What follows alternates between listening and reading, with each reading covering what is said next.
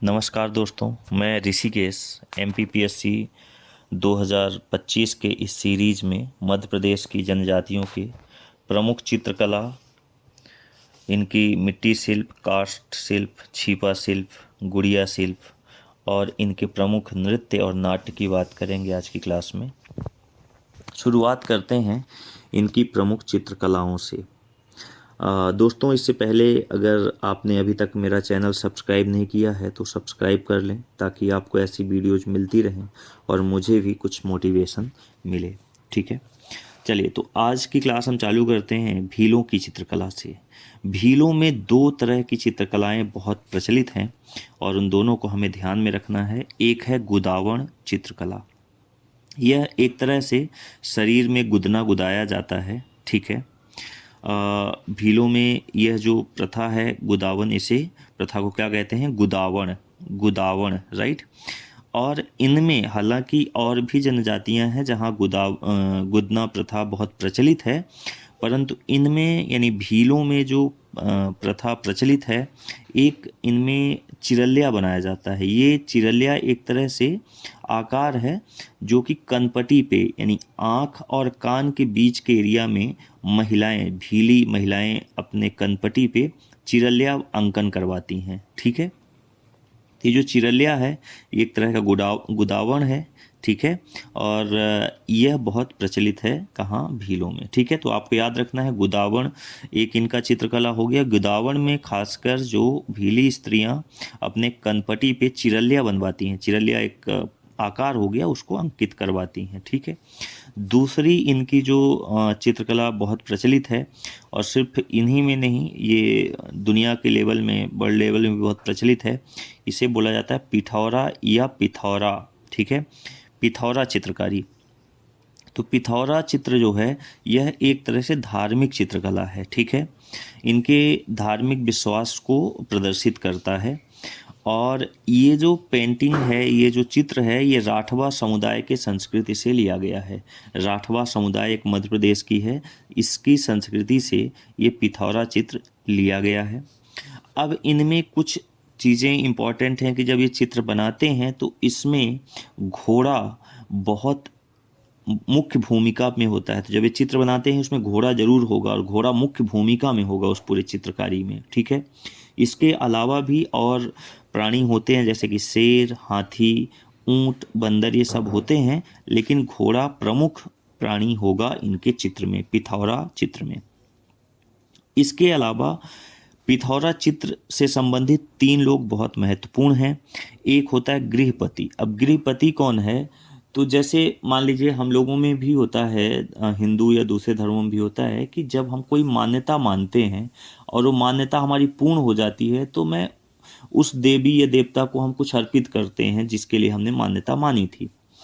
इनमें जो होता है, ये इनकी अगर मनोकामनाएं पूर्ण होती हैं तो ये लोग पिथौरा चित्र बनवाते हैं, और जो पिथौरा चित्र बनवाता है वो क्या कहलाएगा? गृहपति। दूसरा, पिथौरा चित्र जो बनाता है, एक जो बनवाता है वो क्या है? गृहपति। दूसरा जो पिथौरा चित्र बनाने का कार्य करता है यानी पेंटर जो है, उसे कहा जाता है लखिंदरा। याद रखेंगे, लखिंदरा ये पिथौरा चित्र बनाने वाला है। तीसरा होता है भूमिया या पुजारी, जो पिथौरा चित्र की पूजा करने का कार्य करता है। ठीक है, तो ये याद रखना है कि भीलों में दो चित्र, गुदावण और पिथौरा चित्र बहुत प्रचलित है। गुदावण में चिरलिया याद रखना है जो कनपटी में बनवाया जाता है, और पिथौरा में जो पिथौरा चित्र होता है यह धार्मिक चित्र होता है। इसमें घोड़ा बहुत महत्वपूर्ण होता है, इस चित्र में मुख्य केंद्र में होता है, और तो इसमें लखिंदरा इसको बनाने का कार्य करता है, गृहपति वो है जो इसे बनवाता है, और भूमिया या पुजारी जो इसकी पूजा करता है। तो इतना विशेष तौर पर ध्यान रखना है। पिथौरा चित्र बनाने वाले जो कलाकार हैं, मुख्य कलाकार हैं अनीता बारिया, भूरीबाई पिटोल और भूरीबाई झेर है, गंगूबाई लाडोबाई। ये कुछ नाम हैं जो आपको याद रखना है। अनीता, भूरीबाई, गंगूबाई, लाडोबाई। ठीक है, अब बात करते हैं गौड़ चित्रकला की। गौड़ में दो तरह की चित्रकलाएं बहुत प्रचलित हैं। एक है नोह डोरा और दूसरा है गोदना। ठीक है, नोह डोरा क्या है, यह एक तरह से भित्ति चित्र है, यानी कि जो इनकी दीवार होती हैं मिट्टी की, उस दीवार में जो गौण स्त्रियां होती हैं, उस दीवार में मिट्टी से ही वो उभार बनाती हैं। मतलब अलग अलग तरह के ये जो आप कह सकते हैं जो टोटमी पशु पक्षी या पेड़ पौधे होते हैं। टोटमी गोत्र क्या है होता है, यह मैंने समझाया था कि खासकर गौणों में टोटमी गोत्र के ऊपर इनकी जाति रखी जाती है, उपजाति रखी जाती है, ठीक है। और वो टोटमी गोत्र कोई भी पशु पक्षी या प्राकृतिक की चीजें हो सकती हैं, ठीक है। तो यहाँ पर जब ये नोह डोरा बनाते हैं अपने दीवारों पे, तो नोह डोरा में ये टोटमी पशु पक्षी या धार्मिक चिन्ह का अंकन कराते हैं, यानी धार्मिक चिन्ह बनाते हैं मिट्टी से, मिट्टी के दीवार में, ठीक है। एक चीज याद रखना है, तो नोह डोरा किसका किसका लोक चित्र है, तो ये गौड़ जनजाति का यह चित्रकला है। नोह डोरा याद रखना है, जो भित्ति चित्र है यानी दीवारों पे बनाया जाता है, ठीक है। दूसरा, तो ये नोह डोरा में याद रखना है कि इनके कुछ प्रमुख कलाकार हैं, जैसे कि जनगढ़ सिंह श्याम, आनंद सिंह श्याम, ठीक है, श्याम दोनों हैं। मयंक कुमार श्याम, भज्जू श्याम। तो श्याम ऐसा कुछ आए तो आप समझ जाना कि ये नोह डोरा बनाने वाले प्रमुख चित्रकार हैं, ठीक है। इतनी बात समझ आ गई। एक चीज़ और, जैसे ये तो एक तरह से ये लोकल लेवल पे ये लोग दीवार पे बनाते हैं, लेकिन अगर इसको बड़े लेवल पे कैनवास पे उतारने का किसी ने काम किया है, तो इस चित्र को कैनवास में बड़े पटल पे बनाने का काम किया है कलाकार स्वर्गीय श्री जनगण सिंह श्याम, ठीक है। तो जनगण सिंह श्याम जो हैं वो बहुत महत्वपूर्ण हैं, किस चीज़ के लिए, ये नोह डोरा चित्र के लिए। इन्होंने जो लोक चित्र था जो सिर्फ दीवालों तक सीमित था, इसको एक बड़े कैनवास में इन्होंने बनाया और इसको देश दुनिया में भी इसको इन्होंने पहुंचाया, ठीक है। तो ये चीज़ आपको ध्यान रखनी है, ठीक है। ठीक है दोस्तों, आगे बढ़ते हैं। दूसरा है गोदना। गोदना जो है गौड़ जनजाति को अत्यंत प्रिय होता है, खासकर इनकी जो महिलाएं होती हैं वो अत्यंत प्रिय है इनके लिए गोदना। और ये मानते हैं, सिर्फ ऐसा नहीं कि महिलाओं में, पुरुषों में भी है, लेकिन महिलाओं में ज़्यादा इसका क्रेज है। गौड़ ये मानते हैं कि जो गोदना है ये काले कुत्ते के समान होता है और इसकी अपनी कोई परछाई नहीं होती, इसलिए इसे कोई चुरा नहीं सकता। अब कोई चुरा नहीं सकता इसलिए इनके पास हमेशा रहेगा, तो इसलिए ये गोदना को बहुत प्रिय मानते हैं, ठीक है। तो दो चित्रकारी इनकी याद रखनी है। एक इनका है नोह डोरा, गौड़ों का जो एक चित्रकला है वो है नोह डोरा, जो कि भित्ति चित्र है। और नोह डोरा को जिन्होंने दीवार से आगे बढ़ा के कैनवास में, बड़े कैनवास में बनाने का कार्य किया है, वो हैं स्वर्गीय श्री जनगण सिंह श्याम। याद रखना है, जनगण सिंह श्याम, ठीक है। इनका बहुत बड़ा योगदान है इस चित्रकारी को देश दुनिया के लेवल तक पहुंचाने के लिए, ठीक है। दूसरा है गोदना, जो कि हमने बताया कि ये गौड़ जनजाति का बहुत प्रिय है और गोदना को ये काले कुत्ते के समान समझते हैं जिसकी कोई परछाई नहीं होती और इसलिए कोई इनसे चुरा नहीं सकता, इसलिए इसे बहुत शुभ मानते हैं, ठीक है। आगे हम बात करते हैं कि जो हमारा अगला जनजाति है वो भारिया।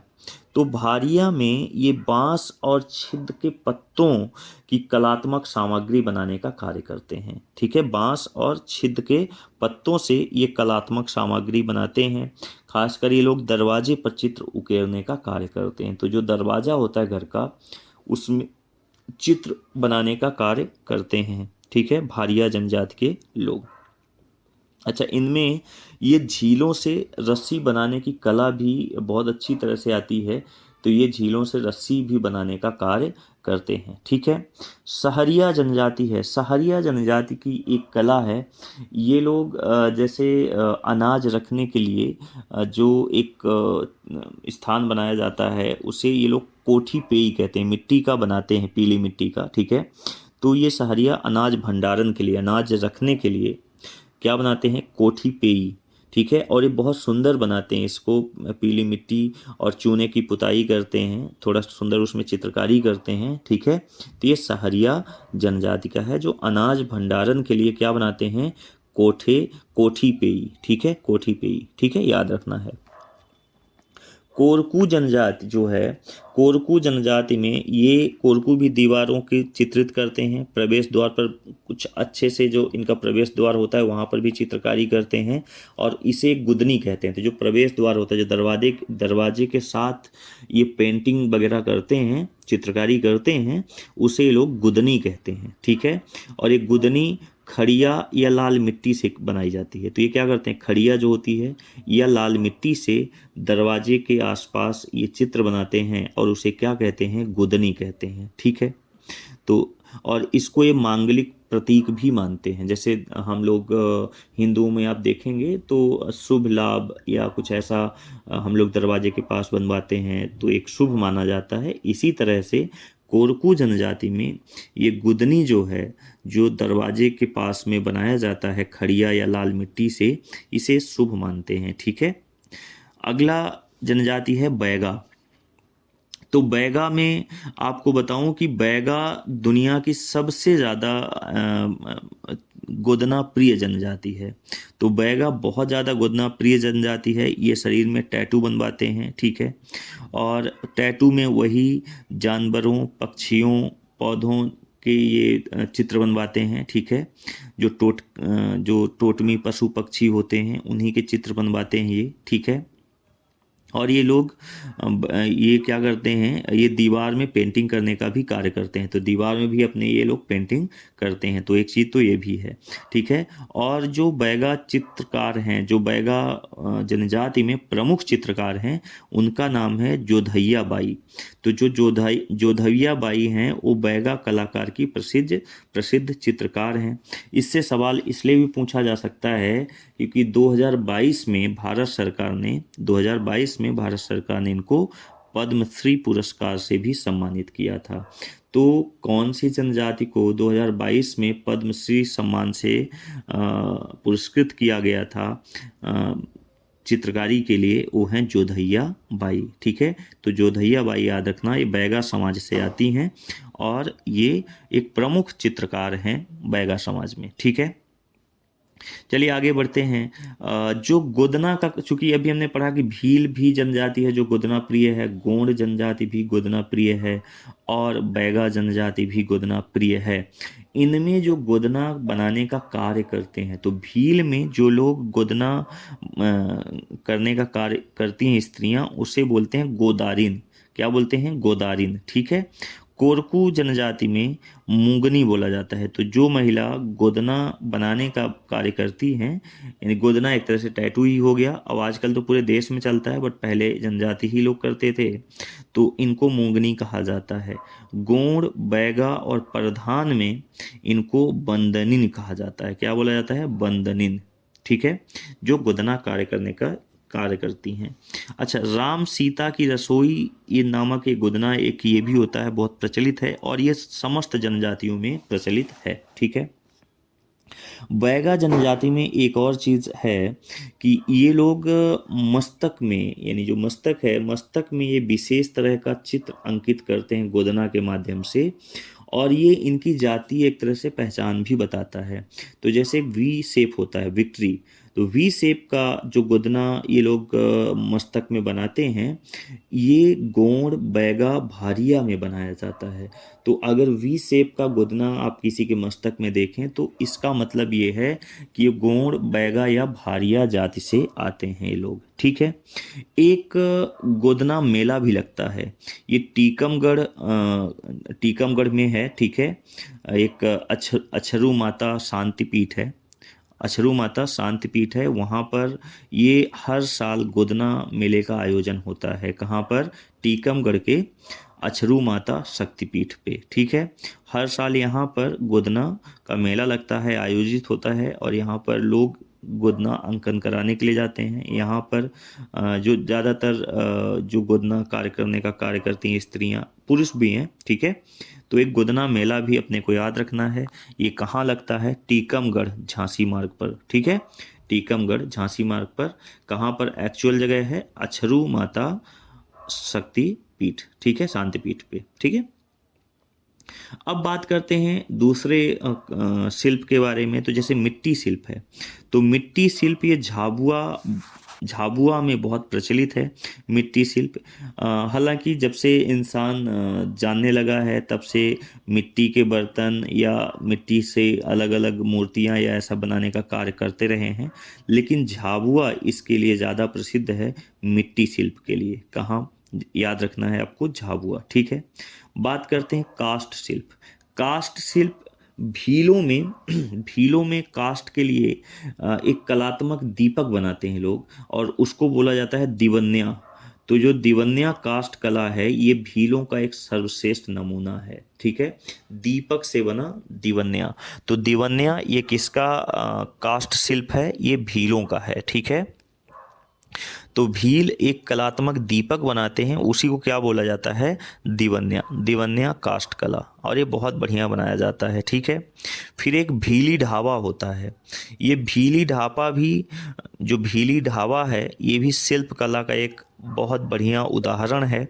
इसमें ढाबा जो वस्तुतः है ये मिट्टी से निर्मित, जैसे कढ़ाई होती है ना, कढ़ाई, कढ़ाई का उल्टा शेप, जैसे स्तूप बनाते हैं, स्तूप के शेप में मिट्टी का बनाते हैं। ठीक है, और इसमें क्या करते हैं, नर्मदा नदी से पाषाण यानी पत्थर के क्या लाते हैं, मूर्ति लाते हैं। ठीक है, और ये जल कर, मतलब चल समारोह कहते हैं, क्योंकि पैदल जाकर उनको लाते हैं और यहाँ पर लोक देवता को अर्पित करते हैं। ठीक है, यही होता है भीली ढाबा। यह भीली ढाबा शिल्प कला। ठीक है, ये क्या है? मिट्टी से बनाया जाता है, उल्टे कढ़ाई के शेप का, या आप कह सकते हैं कि जो स्तूप बनाया जाता है उसके आकृति का बनाया जाता है। ठीक है, और इसमें नर्मदा से एक पत्थर लाकर श्रद्धा से कैसे जाते हैं, पैदल जाके वहाँ से लेके आते हैं और यहाँ पर अपने लोक देवता को अर्पित करते हैं। ठीक है, एक बहुत प्रसिद्ध है जिसे बोलते हैं कास्ट शिल्प में गाथा या गातला या मंडल प्रथा भी कहते हैं। ये भी भीलों का है। गातला या गाथा, इसे मंडल प्रथा कहेंगे, गातला या गाथा याद रखना है। ये भीलों का एक तरह से मृतक स्तंभ होता है।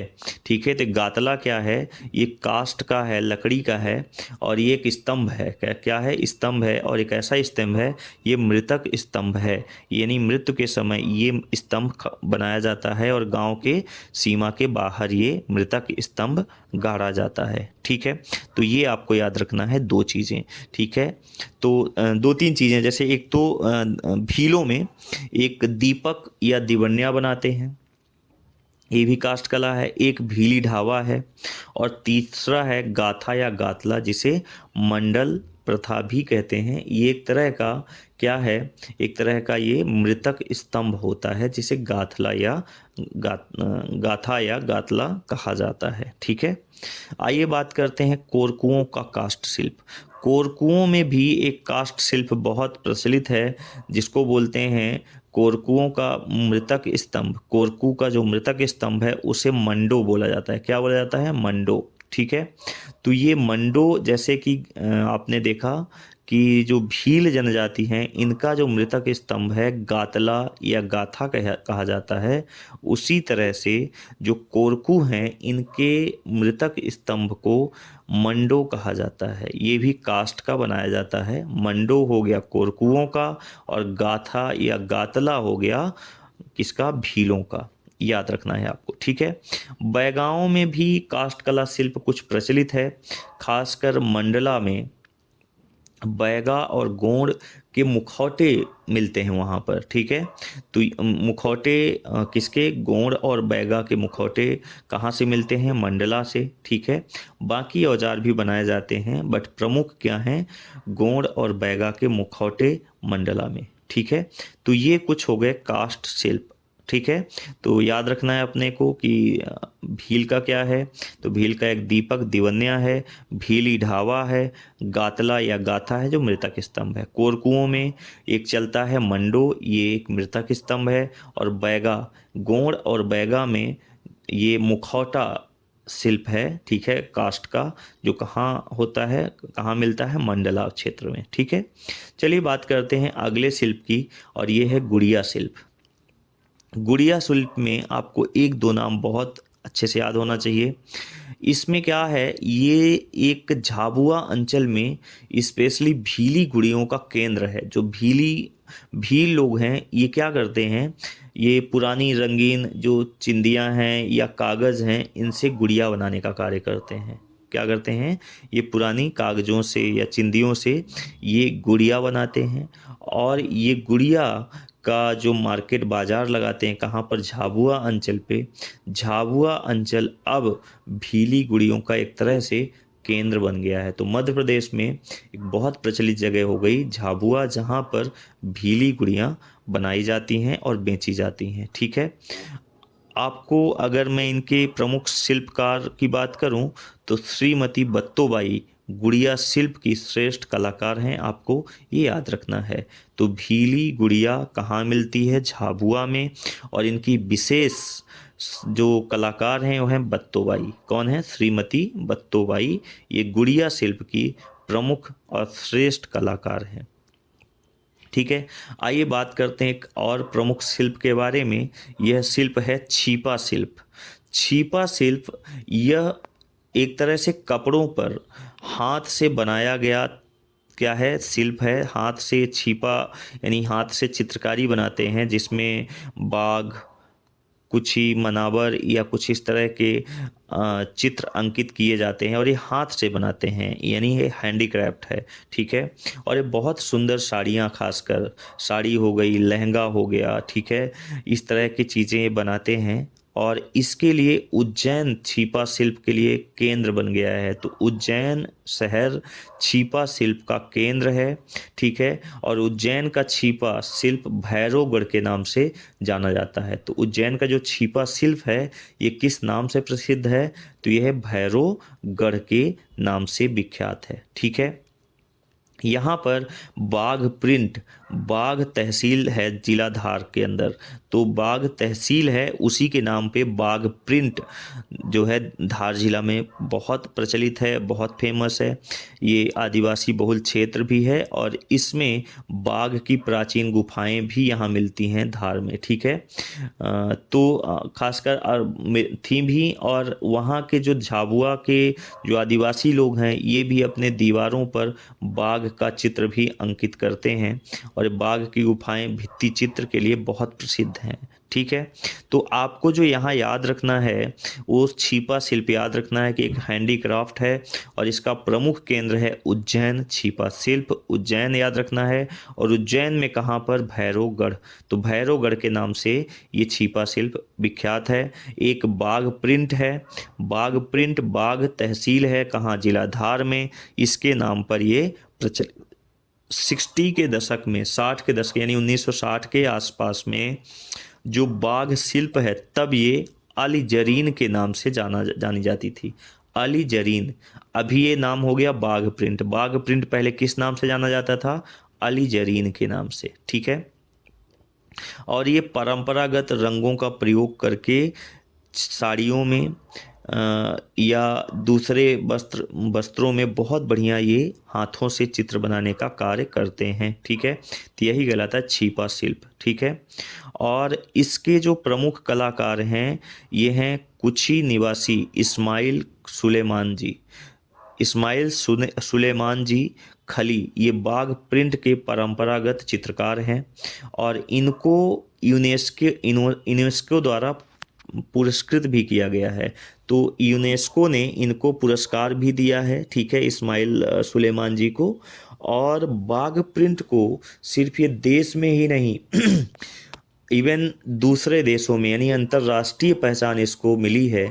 और अंतर्राष्ट्रीय पहचान दिलाने का जो एक श्रेय जाता है वो एक अर्जेंटीना की वस्त्र कंपनी है। ठीक है, अर्जेंटीना की एक कपड़े की कंपनी है जिसका नाम है रेपसोडियो। रेपसोडियो याद रखना, रेपसोडियो एक कंपनी है अर्जेंटीना की जिसने इस बाघ शिल्प को अंतर्राष्ट्रीय पहचान दिलाने का कार्य किया है। ठीक है, एक है बंधानी शिल्प। बंधानी शिल्प ये कपड़े बुनने का ही एक विशिष्ट कला है, जिसमें क्या करते हैं लोग, जो धागा होता है, धागे को ही बांध कर उसमें गांठें लगाकर कुछ चित्रकारी करते हैं, ठीक है। ये चित्र करते हैं और इसको जो पारंपरिक रंग होता है उसमें डुबोकर बढ़िया से चित्र बनाते हैं। और इसका जो मुख्य केंद्र है वो मंदसौर है। तो बंधानी शिल्प, एक तो याद रखना है आपको कि आपका क्या हो गया, छिपा शिल्प का प्रमुख केंद्र उज्जैन है, भैरवगढ़ के नाम से प्रसिद्ध है। बाघ प्रिंट, बाघ तहसील, जिला धार, याद रखना है। इसके जो प्रमुख, इसको पहले 60 के दशक में क्या बोलते थे, अलीजरीन, अलीजरीन, ठीक है। और इसके जो प्रमुख कलाकार हैं वो इस्माइल सुलेमान जी हैं और इनको यूनेस्को ने पुरस्कृत भी किया है। और इस प्रिंट को, जो बाघ प्रिंट है, इसको अंतर्राष्ट्रीय पहचान दिलाने का काम एक अर्जेंटीना की कंपनी जिसका नाम है रेपसोडिया, उसने दिलाया है, ठीक है। एक मैंने बताया कि अगली है बंधानी शिल्प। तो बंधानी शिल्प जो है ये कपड़े बुनने का ही एक विशिष्ट कला है। इसमें ये लोग धागे पे गांठें लगाकर एक तरह से बुनाई करते हैं और इसको रंग में डुबोकर, ठीक है, इसे तैयार किया जाता है। और इसका जो प्रमुख केंद्र है वो है मंदसौर, ठीक है। क्या है, मंदसौर, ठीक है।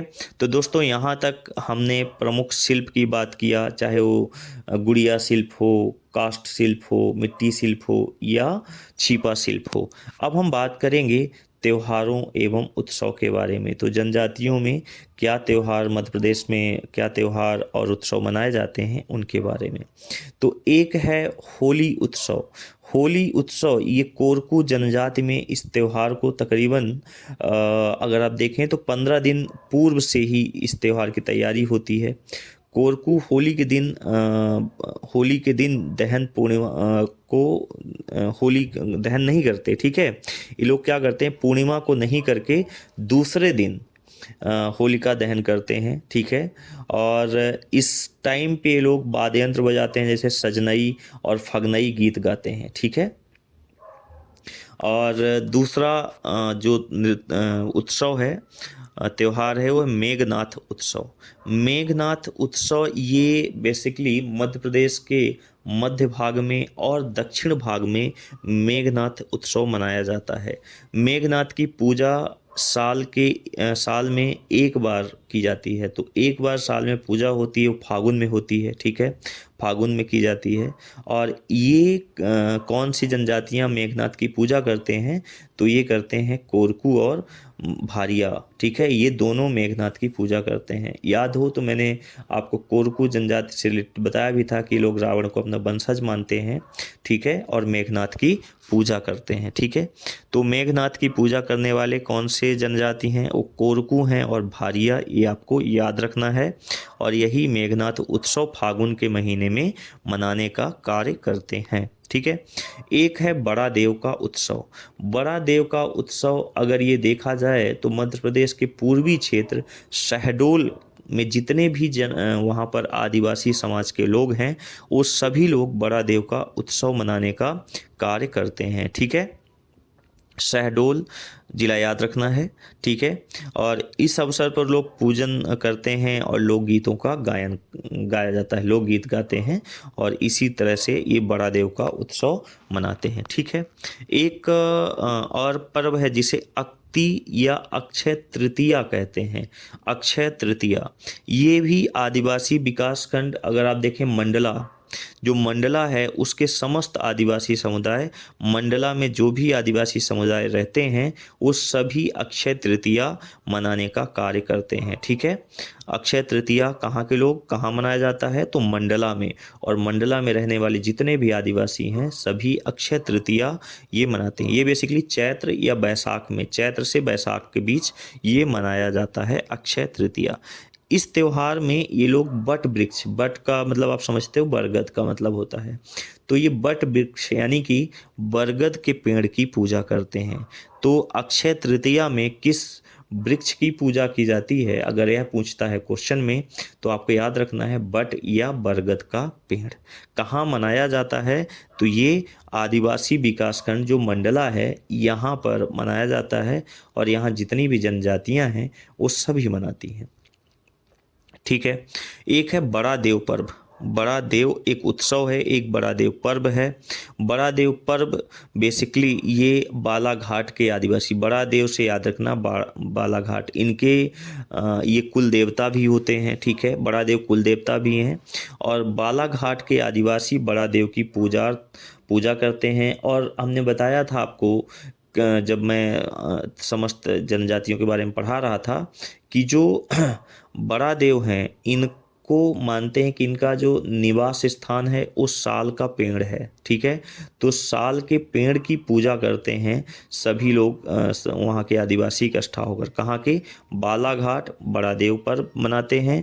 और यहाँ पर बालाघाट बड़ा देव बकरा चढ़ाते हैं, बकरा और मुर्गे की बलि भी देने का प्रचलन है, ठीक है।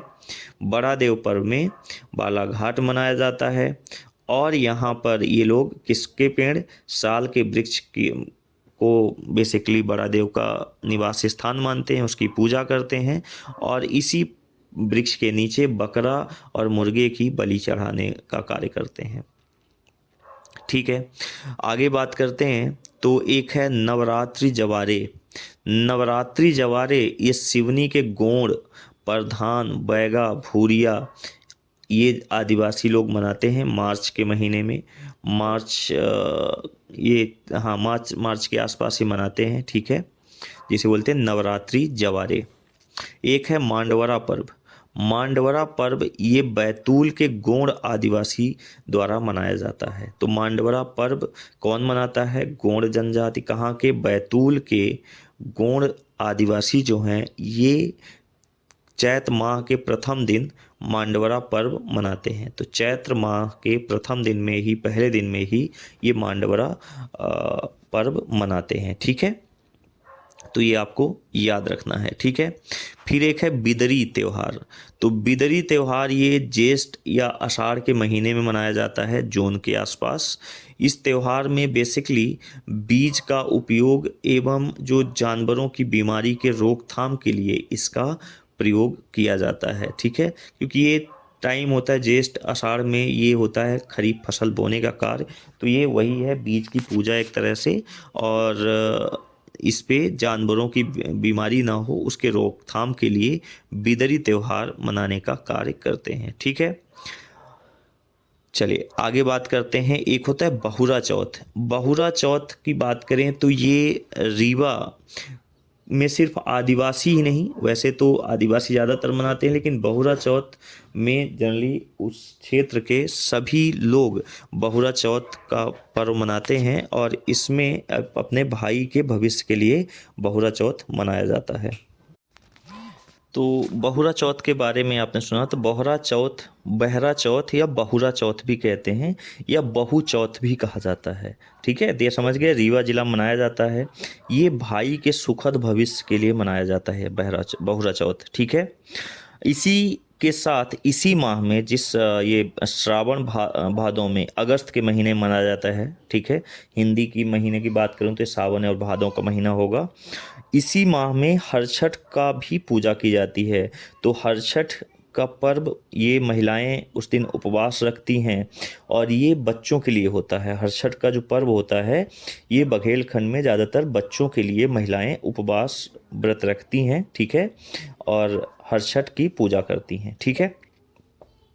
जन्माष्टमी तो सब जगह मनाई जाती है, कृष्ण की उपासना होती है, सबको पता है।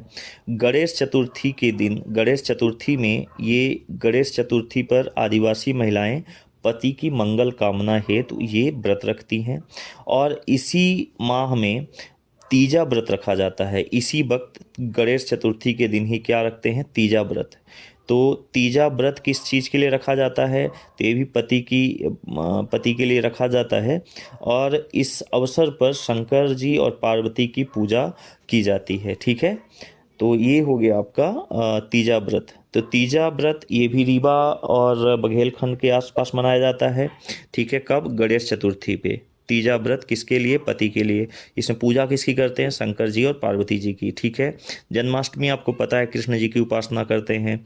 और बहुरा चौथ होता है, ये भी रीवा मनाया जाता है और ये पर्व बेसिकली भाई के अच्छे भविष्य के लिए होता है। और एक हरछठ पर्व होता है, हरछठ, यह पर्व बच्चों के लिए होता है, ठीक है। ये भी अगस्त के महीने में किया जाता है, ठीक है। इसके बाद हम बात करेंगे, एक है पितर पक्ष। पितर पक्ष में सबको पता है, ये पितरों, जो पूर्वज हैं उनको याद कर किया जाता है, और इनकी पूजन, इनके लिए पूजा पूजा और जो बेसिकली ब्राह्मणों को खिलाने का कार्य ये सब होता है, ठीक है। अब कुछ अन्य पर्व हैं, जैसे एक रास नवा पर्व है। रास नवा पर्व याद रखना है, इम्पोर्टेंट है। तो रास नवा पर्व ये बैगा जनजाति के द्वारा मनाया जाता है। तो बैगा लोग रास नवा पर्व मनाते हैं। ये हर 9 साल में एक बार मनाया जाता है, 9 साल में मनाया जाता है। कौन सा? रास नवा, नवा से याद रखना 9 वर्ष में, ठीक है। और एक मोहती नामक पौधा होता है, ये जब खिलता है, मोहती नामक पौधा जब ये खिलता है, इसके खिलने के साथ यह पर्व मनाया जाता है। और रास नवा पर्व का शहद निकालने से भी संबंध है, कि रास नवा पर्व मनाने के बाद ही बैगा लोग शहद निकालने का कार्य करते हैं। तो रास नवा पर्व 9 साल में मनाया जाता है। मोहती नामक पौधा है, जब ये खिलता है तब मनाया जाता है। और साथ में याद रखना है कि शहद, इस पर्व को मनाने के बाद ही बैगा लोग शहद निकालने का कार्य करते हैं। एक है दशहरा नाच। दशहरा नाच बैगा जनजाति का एक त्यौहार है, ठीक है।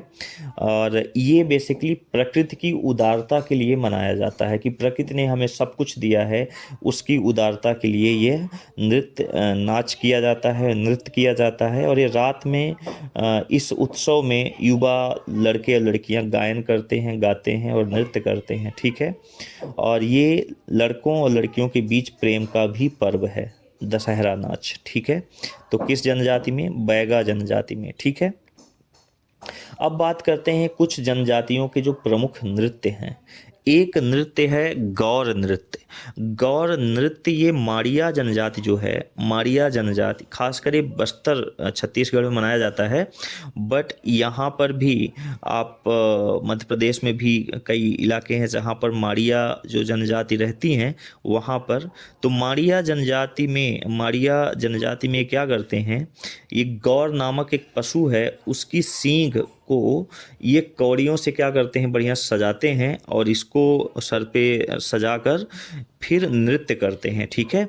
और इसी नृत्य को बोला जाता है गौर नृत्य। गौर नृत्य इसलिए बोला जाता है कि गौर नामक जो पशु है उसकी सींग में ये कौड़ियों से सजाकर अपने सर पे धारण करते हैं मुकुट की तरह, और फिर डांस करते हैं। तो इसलिए इसे कहा जाता है गौर नृत्य। ये कौन सी जनजाति मनाती है? तो ये माड़िया जनजाति मनाती है, ठीक है। माड़िया के जो जनजाति के जो युवक हैं ये लोग मनाते हैं। और वैरियर एल्विन ने देश का सर्वश्रेष्ठ नृत्य किसे कहा है? वो है गौर नृत्य। यह भी क्वेश्चन पूछा जा सकता है कि गौर नृत्य को वैरियर एल्विन ने देश का सर्वश्रेष्ठ नृत्य बोला था, ठीक है। फिर है गेंडी नृत्य। गेंडी नृत्य भी मुड़िया जनजाति के युवक और युवतियां, यानी लड़के और लड़कियां करती हैं, ठीक है। और ये नृत्य ज़्यादातर जो घोटुल आपने देखा है, घोटुल जो युवागृह होता है, मैंने बात किया है घोटुल क्या है। तो एक तरह से गांव के बाहर एक छोटे मकान होते हैं जहां पर ये माड़िया जनजाति के जो लड़के, जो मुड़िया जनजाति है, माफ़ कीजिएगा, मुड़िया जनजाति के जो लड़के और लड़कियां हैं वहां पर जाके रात में रहते हैं, ठीक है। और एक तरह से ये शादी से पहले रहते हैं, और अगर इनको अच्छा लगा तो बाद में शादी कर लेते हैं। तो जो घोटुल युवागृह है, इसमें जब रात में लोग आपस में मिलते हैं तो वहाँ पर ये अलग अलग तरह के नृत्य गान करते हैं। उसी में एक गेंडी नृत्य होता है जो एक घोटुल युवागृह में करते हैं। तो घोटुल युवागृह में करने वाला एक नृत्य है कौन सा? गेंडी। अच्छा, ये नृत्य ऐसा है जिसमें गायन नहीं होता, बिना गीत के, यानी गीत रहित ये नृत्य है, गाना बगैर ये नृत्य किया जाता है, ठीक है। फिर एक मादरी नृत्य भी है। ये मादरी नृत्य भी घोटुल समाज में मुड़िया जनजाति के युवक और युवतियां करते हैं। यह भी नृत्य जो है बिल्कुल, इसमें भी संगीत नहीं होता, ये ऐसे ही नृत्य किया जाता है, ये गीत रहित नृत्य होता है। तो दो नृत्य याद रखना है, गेंडी नृत्य और मादरी नृत्य। ये दोनों कहाँ किए जाते हैं? मुड़िया जनजाति के द्वारा, जो इनका घोटुल है वहाँ पर, ठीक है। फिर एक है राउत नृत्य। राउत नृत्य जो है ये अहीर जाति के लोग बड़े उत्साह से करते हैं, ठीक है। तो अहीर जाति कौन सा नृत्य करते हैं? ये राउत नृत्य करते हैं, ठीक है। फिर एक है पंथी नृत्य। तो पंथी नृत्य ये सतनामी जाति का नृत्य, आपने सतनामी का नाम सुना होगा। तो सतनामी जाति का यह नृत्य है और ये माघ पूर्णिमा के अवसर पर किया जाता है, ठीक है। और जिसमें गुरु घासीदास की चरित्र गाथा को बेसिकली राग से गाया जाता है, ठीक है। तो पंथी नृत्य में ये गुरु घासीदास जी का जो चरित्र है उसके बारे में गाया जाता है और फिर वहीं पर नृत्य होता है। कौन करता है? सतनामी प्रथा, सतनामी जाति के लोग करते हैं। फिर एक कर्मा नृत्य है। ये पहले भी हमने कर्मा नृत्य आप लोगों को बताया था कि ये बैगा जनजाति का एक प्रमुख, गोंड में भी करते हैं, बैगा जनजाति का एक प्रमुख नृत्य होता है कर्मा। चूंकि ये जनजाति श्रम आधारित जनजाति है, श्रम पर विश्वास करते हैं, इसलिए ये लोग कर्म देवता को प्रसन्न करने के लिए यह नृत्य किया जाता है। ये बेसिकली विजयादशमी से शुरू होकर वर्षा ऋतु के आगमन तक, यानी विजयादशमी से चालू होता है और ये बरसात तक ये चलता रहता है।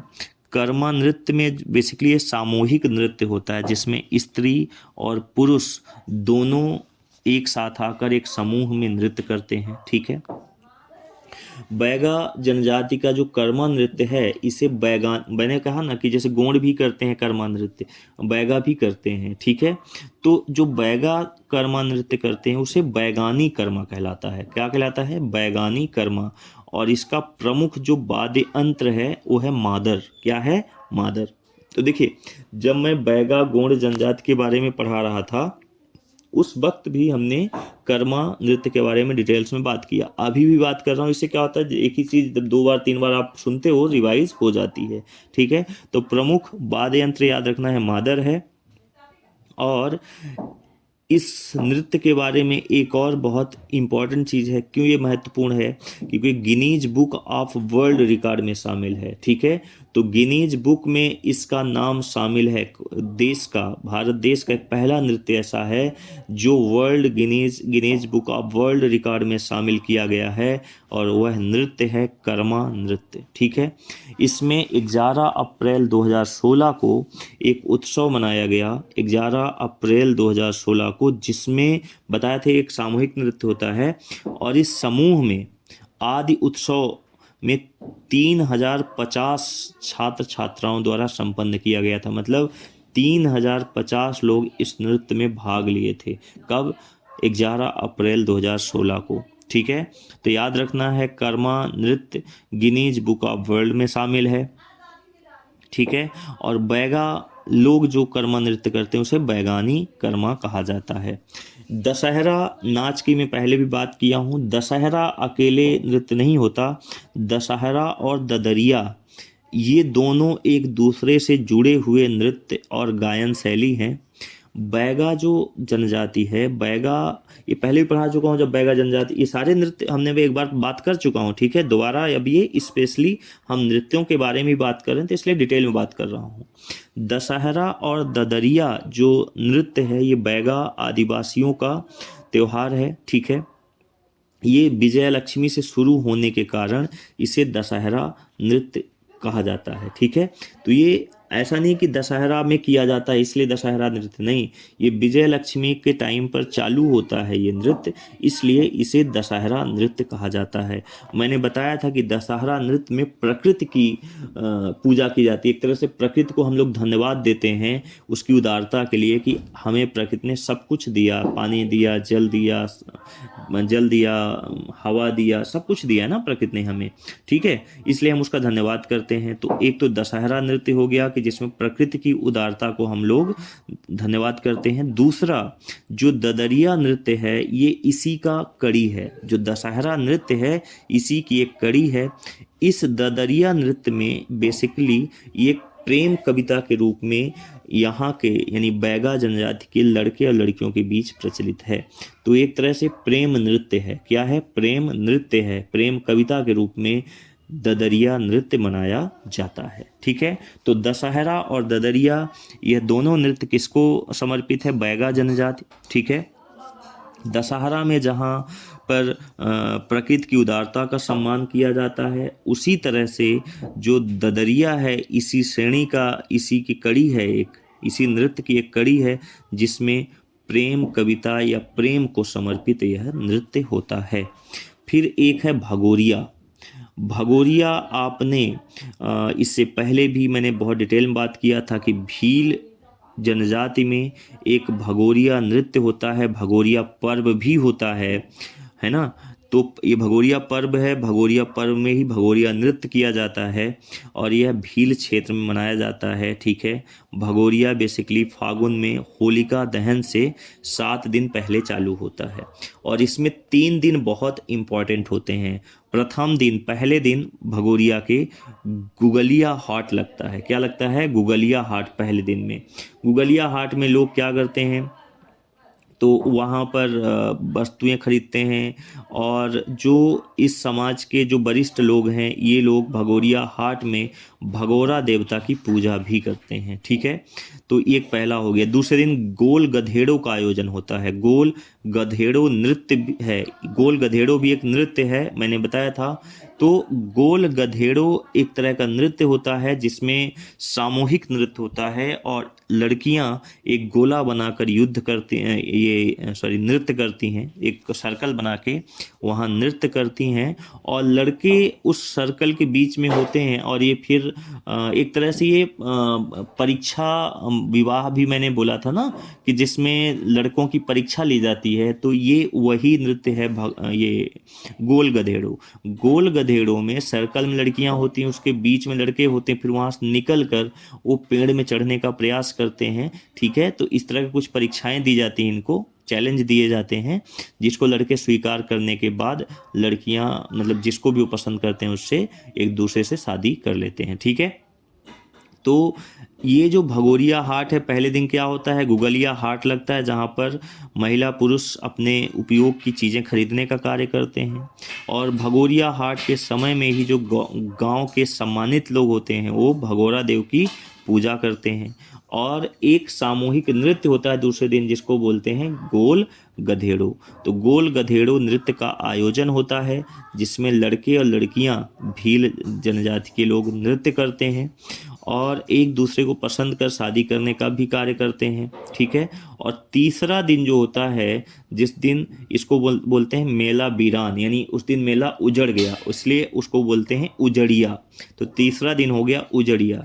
इसमें अविवाहित युवक और जो लड़कियां होती हैं ये अपने जीवन साथी का, अपने पसंद की लड़की और लड़के का चुनाव भी करते हैं और शादी करते हैं। ठीक है, तो भगोरिया नृत्य भील जनजाति का एक बहुत महत्वपूर्ण नृत्य है जो होली के 7 दिन पहले चालू होता है। 3 महत्वपूर्ण डेज होते हैं, गुगलिया, ठीक है, एक होता है गोल गधेड़ों और तीसरा दिन होता है बीरान जिस दिन आपका मेला उजड़ जाता है, इसलिए उसे उजड़िया कहते हैं। इसमें जो युवक और युवतियां हैं ये एक दूसरे को पसंद करने और शादी करने का भी कार्य करते हैं। ठीक है, फिर है एक रीना नृत्य। रीना नृत्य मध्य प्रदेश में और छत्तीसगढ़ की जो गोंड जनजाति है, ठीक है, इनकी स्त्रियों द्वारा किया जाता है रीना नृत्य। और ये खासकर अगर मैं मध्य प्रदेश क्षेत्र की बात करूं तो विंध्याचल सतपुड़ा पर्वत के जो पूर्वी क्षेत्र है ना जहां गोंड जनजाति हैं, ये वहां पर उत्सव मनाते हैं। उस उत्सव में नृत्य का प्रदर्शन करते हैं और रीना नृत्य जनरली किसके द्वारा किया जाता है? महिलाओं के द्वारा, जो गोंड स्त्रियां होती हैं उनके द्वारा। ठीक है, और रीना नृत्य में ही एक गिरजा उत्सव मनाने की परंपरा होती है। तो जो रीना नृत्य होता है उसी वक्त एक गिरजा उत्सव मनाया जाता है। ठीक है, तो ये आपको याद रखना है। ठीक है, एक है भवाई। भवाई नृत्य मालवा में विशेषकर झाबुआ के आसपास भीलों के द्वारा मनाया जाता है। तो ये जो भवाई नृत्य है ये बेसिकली भीलों के द्वारा मनाया जाता है झाबुआ के आसपास, ठीक है। और इस नृत्य में जो लड़कियां होती हैं ये घूंघट करके, मतलब घूंघट करके ये लोग क्या करती हैं, नृत्य करती हैं। और ये क्या करेंगी, 7-8 तांबे के बर्तन ऊपर रख लेंगे और उसको बैलेंस बना के, नहीं जैसे एक के ऊपर एक 7-8 रख लिए, ठीक है, इसमें जितना रख सकते हैं, जितने हम बैलेंस बना सकते हैं, ऐसा करते हैं लोग। तो 7-8 बर्तन रख लिए सर में और फिर नृत्य करते हैं उसको बैलेंस बना के। तो ये अपने आप में एक चैलेंज होता है। साथ ही साथ ये थोड़ा और चैलेंज को बढ़ाते हैं। तो एक तरह से ये जो भवाई नृत्य है ये काफ़ी एक चैलेंजिंग नृत्य होता है। एक तो मैंने बताया कि नर्तकी जो नाचने वाली लड़कियां होती हैं ये लोग सर पे 7-8-9 ये क्या रखेंगे, तांबे के बर्तन रखेंगी और उसको रख कर तांबे घड़े टाइप के होते हैं जो, उसको रख कर नृत्य करती हैं, उसको बैलेंस बनाते हुए। साथ ही ये गिलास के ऊपर पैर रखकर डांस करेंगी, ठीक है। और तलवार की जो धार होती है दिस साइड, उसमें पैर रखकर बैलेंस बनाकर डांस करना। तो ये अपने आप में एक तरह से फिजिकली आप कितने सही हो, कितना बैलेंस बना सकते हो, ये उस पर है, ठीक है। तो ये कहाँ पर भवाई नृत्य कहाँ होता है, मालवा के झाबुआ के क्षेत्र में, ठीक है। तो भीलों के द्वारा प्रस्तुत किया जाता है, ठीक है। एक है तरताली नृत्य। तरताली नृत्य जो है कमार जनजाति का यह नृत्य 2 या 3 स्त्रियों के द्वारा किया जाता है, ठीक है। तो 2-3 स्त्रियां होती हैं जो ये तरताल नृत्य करती हैं। दांतों में क्या करती हैं, तलवार दबा लेंगी मुंह में, ऐसे दांतों में तलवार पकड़ लेंगी और सिर पे बर्तन रखेंगे और वो संतुलन बना के करते हैं। तो बेसिकली ये जो भवाई नृत्य होता है इसी से मिलता जुलता कमार जनजाति में यह नृत्य तरताली मनाया जाता है, जिसमें ये स्त्रियां भी क्या करती हैं, दांत में तलवार लगा के, मतलब पकड़ के, और सर पे बर्तन रख कर ये उसको संतुलित बनाकर डांस करती हैं। गोल गधेड़ो अभी बात कर लिया कि ये भील जनजाति का नृत्य होता है। एक आहरी नृत्य है। आहरी मतलब है यादव, यादव को है अहीर भी बोला जाता है। तो आहरी याद रखना, आहरी नृत्य मतलब ग्वालियर में जो यादव जाति के लोग हैं ये लोग नृत्य करते हैं, ठीक है, जिसे आहरी नृत्य बोला जाता है, ठीक है। इसके बाद एक है परघौनी। परघौनी नृत्य बैगा जनजाति का नृत्य होता है, एक कला नृत्य है, ठीक है। और ये परधौनी जो है विवाह के अवसर पर किया जाता है। तो परधौनी नृत्य याद रखेंगे, ये एक तो परधौनी बैगा जनजाति का नृत्य है और यह कब किया जाता है, विवाह के अवसर पर किया जाता है, ठीक है।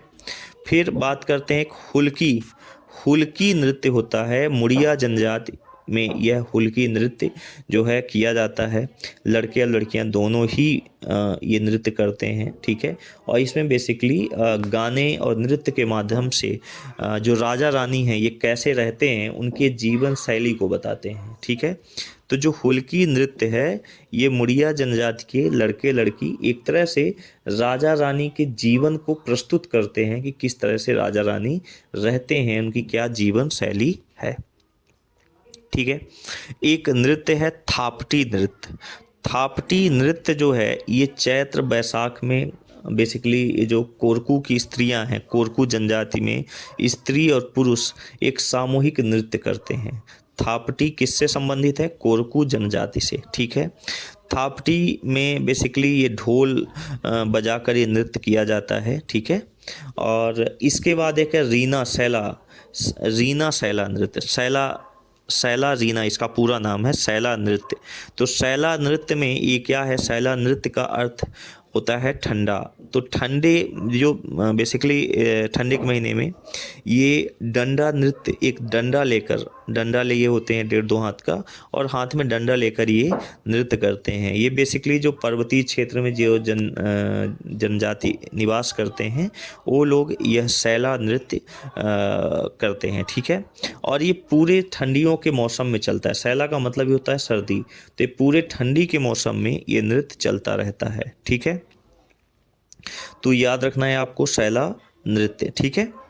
अगली बात करते हैं दुलदुल घोड़ी। दुलदुल घोड़ी नृत्य ये एक तरह से राजस्थानी मूल का नृत्य है और ये सहरिया जनजाति, याद रखना है राजस्थान, और ये सहरिया जनजाति जो ग्वालियर, भिंड और शिवपुरी के आसपास के जो जनजाति हैं, और इधर कौन सी जनजाति रहती है तो मैंने बताया था एक दो जनजाति ही इधर निवास करती हैं, और वो कौन सी जनजाति हैं, वो हैं सहरिया जनजाति। तो सहरिया जनजाति के द्वारा दुलदुल घोड़ी का नृत्य किया जाता है। इसमें क्या होता है कि ये पन्नी और बांस से ये या पेपर से लोग क्या बनाते हैं, घोड़ी बनाते हैं, और बीच में जो पीठ होता है ना घोड़ी का, वहाँ पर ये लोग होल छोड़ देते हैं, वहाँ से एक आदमी वहाँ से ताकि घुस जाए, और जो आदमी ये घोड़ी लेकर नृत्य करता है वो बढ़िया से दूल्हे की तरह सजा होता है मुकुट उकुट लगा के, ठीक है। तो ये दुलदुल घोड़ी का नृत्य होता है, ज़्यादातर ये शादी के अवसर या किसी वैसे अवसर पे ये नृत्य किया जाता है, ठीक है। एक तरह से स्वांग होता है, ठीक है, यानी कि नाटक की तरह। फिर एक है भरम सैतम नृत्य। भरम सैतम नृत्य, यह नृत्य जो है ये भारिया जनजाति का नृत्य है, ठीक है। तो भारिया जनजाति का नृत्य है भरम सैतम। ये भारिया आदिवासी एक समूह में नृत्य करते हैं, इसमें से 20 से 50 लोग जो नाचने वाले होते हैं भाग लेते हैं। सैतम, जो भरम और सैतम दो नाम है, इसमें सैतम महिलाओं को कहा जाता है, ठीक है। और भारिया के अलावा मुंडा जनजाति के लोग भी इस नृत्य को करते हैं, ठीक है। एक है सरहुल नृत्य। सरहुल नृत्य उरांव जनजाति द्वारा किया जाता है। सरहुल इसका नाम इसलिए है कि ये सरई का जो पेड़ होता है ना, तो सरई के वृक्ष को ये देवता का निवास मानते हैं। जो सरई का वृक्ष है यहाँ पर ये देवता का निवास मानते हैं, और ये लोग उसी के सामने ये नृत्य करते हैं, जिसे सरहुल नृत्य कहा जाता है। फिर आपने एक पढ़ा था कोलदहका। कोलदहका ये नृत्य जो है बघेलखंड में खासकर रीवा के आसपास मनाया जाता है, और ये कोल जनजाति के द्वारा मनाया जाता है, ठीक है। कोल जनजाति से याद रखना है कोलदहका। रीवा में, चूंकि हमने बताया था पूर्वी मध्य प्रदेश में कोल जनजाति पाई जाती है, ठीक है। फिर एक है गरबा डांडिया नृत्य। यह दशहरे के अवसर पर निमाड़ की जो जनजाति है, निमाड़ में बंजारा लोग नृत्य करते हैं, इसे गरबा डांडिया कहा जाता है, ठीक है। तो ये कुछ नृत्य जो महत्वपूर्ण थे। एक गेड़ी नृत्य है जो बताया था गोंड जनजाति करती है, ठीक है। एक डोहा नृत्य है। डोहा नृत्य जो है ये जो भील जनजाति है, मैंने पहले ही बताया था भील जनजाति का यह गजरा कहा जाता है। तो डोहा नृत्य याद रखना है आपको भील जनजाति से। तो भील जनजातियों का यह नृत्य जो होते हैं नाच का गजरा कहलाता है। तो बहुत महत्वपूर्ण नृत्य है किसका, भील जनजाति का। एक गरबी नृत्य है। गरबी नृत्य जो है यह भी भील जनजाति में, गरबी नृत्य जो है ये पितृ और प्रकृति की पूजा की जाती है इस नृत्य के रूप में, ठीक है।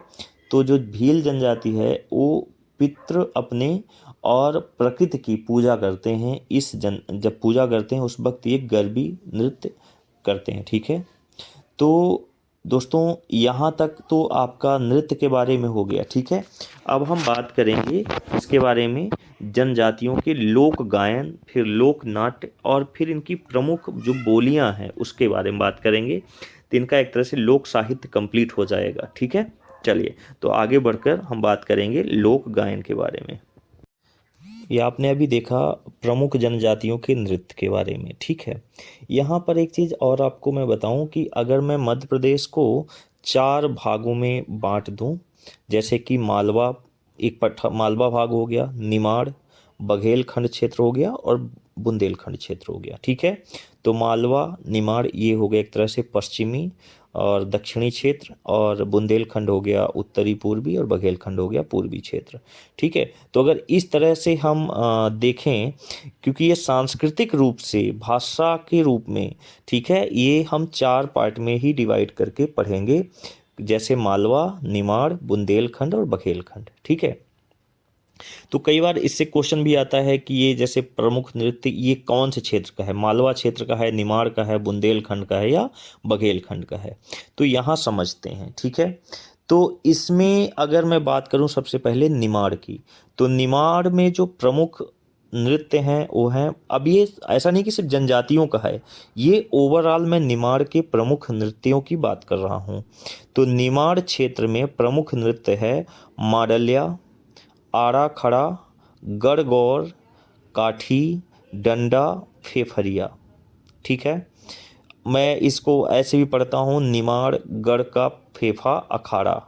निमाड़ मतलब निमाड़, गढ़ का मतलब गढ़ गौर, का मतलब काठी, फेफा का मतलब है फेफरिया, और अखाड़ा का मतलब है आड़ा खड़ा। ठीक है, तो अगर आप ऐसे भी मतलब एक अपना ट्रिक बनाना है कि आप कैसे बना के पढ़ना चाहते हो, निमाड़ गढ़ का फेफा अखाड़ा।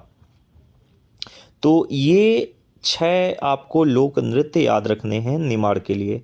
मांडलिया, आड़ा खड़ा, गणगौर, काठी, डंडा और फेफरिया।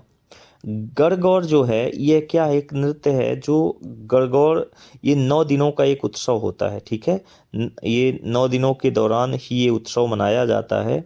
और ये निमाड़ क्षेत्र में गणगौर जनरली ये देवता राणूबाई और धनियार सूर्यदेव को समर्पित है। ठीक है, इनके सम्मान में भक्ति के लिए किया जाता है। किसके लिए?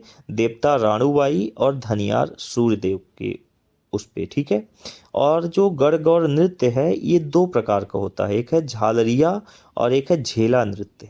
तो 2 प्रकार का गणगौर नृत्य हो गया। ये प्रश्न पूछा भी गया था 2014 में एमपीपीएससी प्री में। ठीक है, गणगौर नृत्य के बारे में। तो गणगौर उत्सव होता है 9 दिनों का, और इसी उत्सव के दौरान यह नृत्य किया जाता है। ठीक है, निमाड़ क्षेत्र में अगर गणगौर की बात करें तो देवता राणूबाई और धनियार सूर्यदेव के सम्मान में ये नृत्य किया जाता है। और यह नृत्य 2 तरह का है, एक है झालरिया और एक है झेला नृत्य। ठीक है, दूसरे में आते हैं काठी नृत्य। काठी नृत्य, यह भी सवाल पूछा जा चुका है एमपीपीएससी प्री 2019 में। ठीक है, तो काठी नृत्य क्या है, तो ये बेसिकली पार्वती माता की तपस्या से संबंधित एक मातृ पूजा का नृत्य है। ठीक है, तो माता पार्वती की तपस्या से संबंधित है, और एक इसके लिए है मातृ पूजा के लिए है। ठीक है, इसका जो मुख्य वाद्य यंत्र है, काठी नृत्य के समय जो वाद्य यंत्र बजाया जाता है उसे बोलते हैं ढाक। ठीक है, तो ये आपको याद रखना है। और इसमें याद रखना है कि इसमें जो उपकरण यूज होता है, इसमें इस्तेमाल किए गए उपकरण को फेफरिया भी कहते हैं। ठीक है, और ये महाशिवरात्रि पर समाप्त होता है बेसिकली। ठीक है, तो एकादशी से शुरू होता है, एकादशी से शुरू हो जाएगा और महाशिवरात्रि पर यह समाप्त होता है। ठीक है, तो ये हो गया काठी नृत्य के बारे में। तो काठी नृत्य के बारे में याद रखेंगे किससे संबंधित है, माँ पार्वती की तपस्या से संबंधित है, और ये मातृ पूजा का नृत्य है। ठीक है, वाद्य यंत्र है ढाक, और ये इसमें जो उपकरण यूज होता है उसे हम फेफरिया कहते हैं। ठीक है, आगे बात करते हैं फेफरिया नृत्य क्या है। तो ये बेसिकली शादी विवाह के अवसर पर करने वाला नृत्य। तो निमाड़ क्षेत्र में शादी वगैरह जब होती है उस अवसर पर एक जो नृत्य किया जाता है उसे क्या बोला जाता है, फेफरिया नृत्य। ठीक है, अगला है मांडलिया नृत्य। मांडलिया नृत्य, यह नृत्य जो है ढोल पर किया जाता है। तो इसका वाद्य यंत्र क्या हो गया, ढोल हो गया। ठीक है, और ये नृत्य जो है महिलाओं के द्वारा किया जाता है।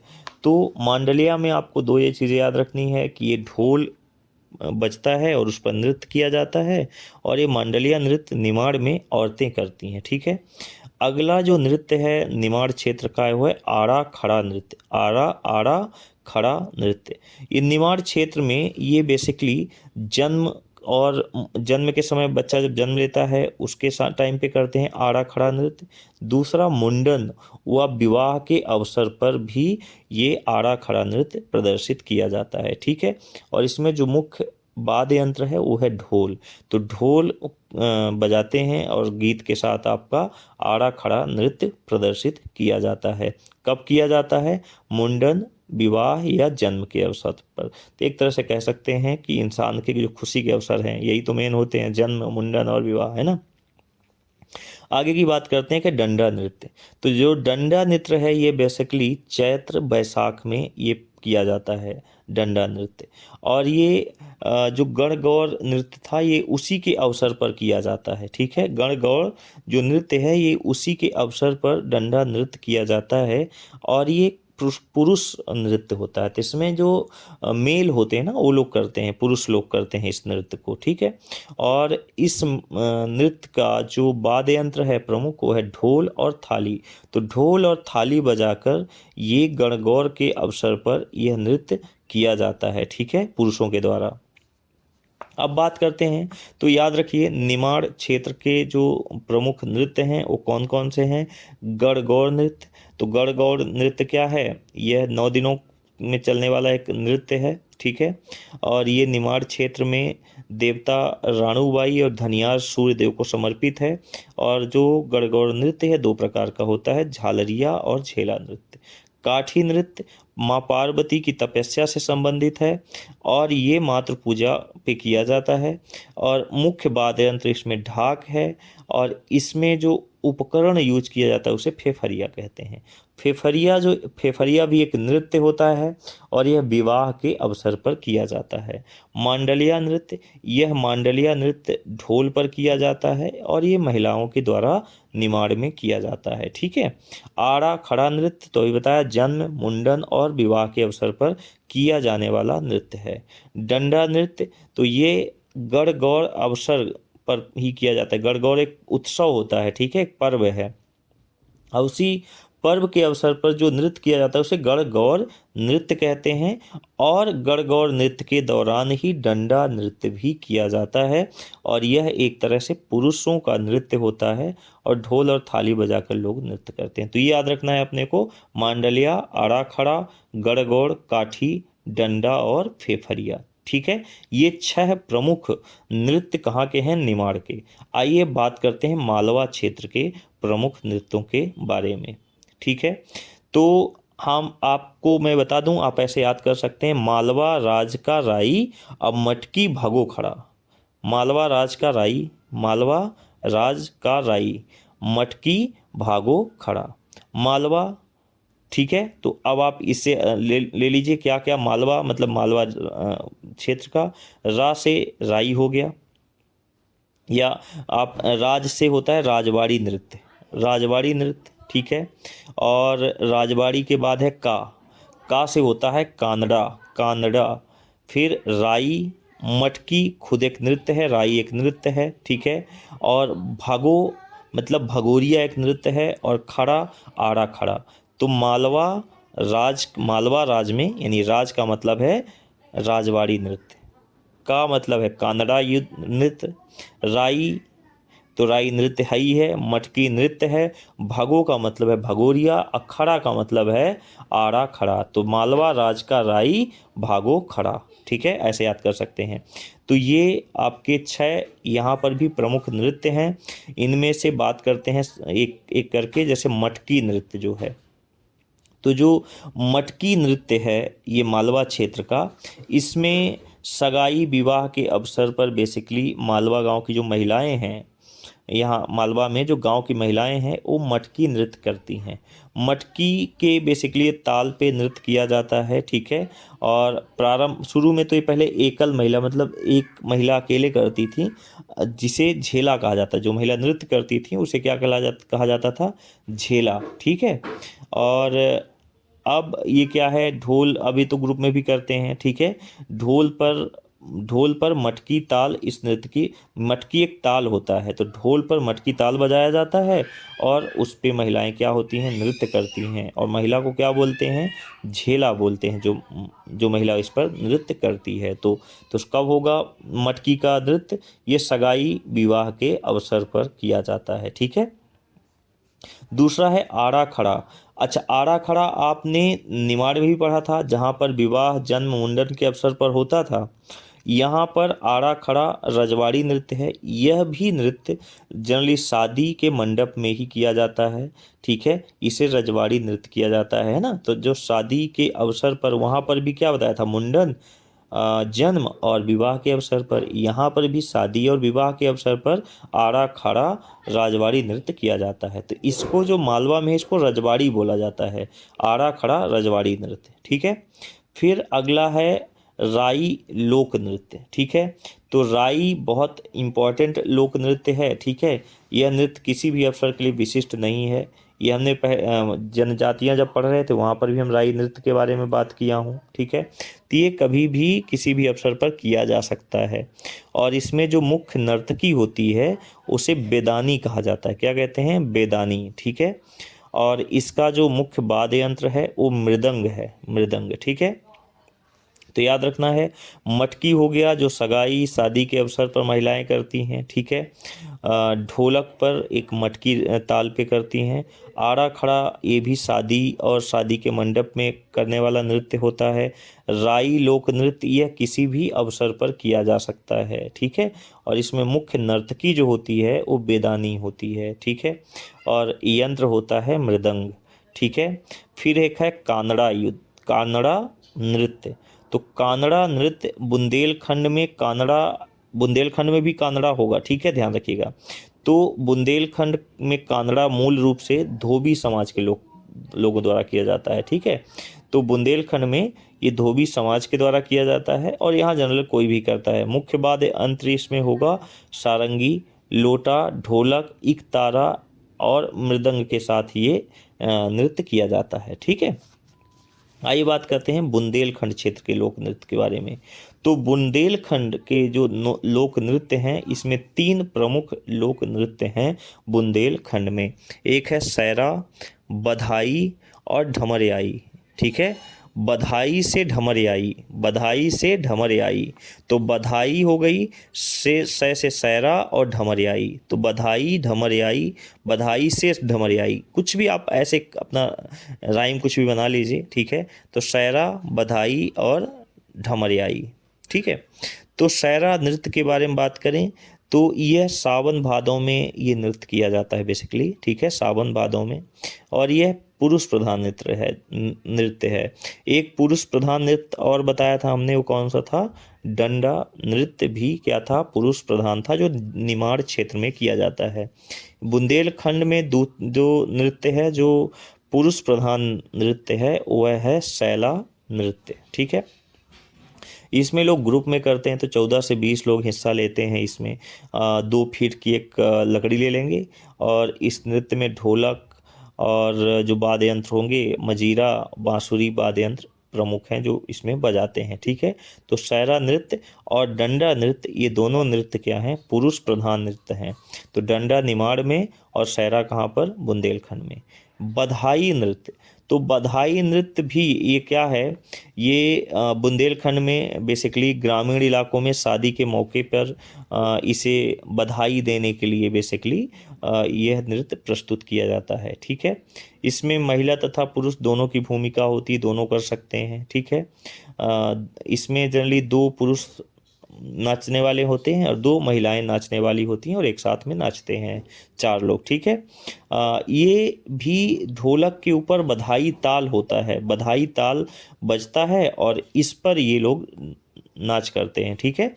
तो ये आपको याद रखना है। तो बधाई नृत्य भी शादी मौके पर ही बधाई देने के लिए नृत्य किया जाता है और इसमें 2 महिला 2 पुरुष एक साथ डांस करते हैं और ढोलक के ऊपर बधाई ताल में ये नृत्य किया जाता है। तो बधाई से ढमरियाई, सैरा बता दिया, बधाई समझा दिया।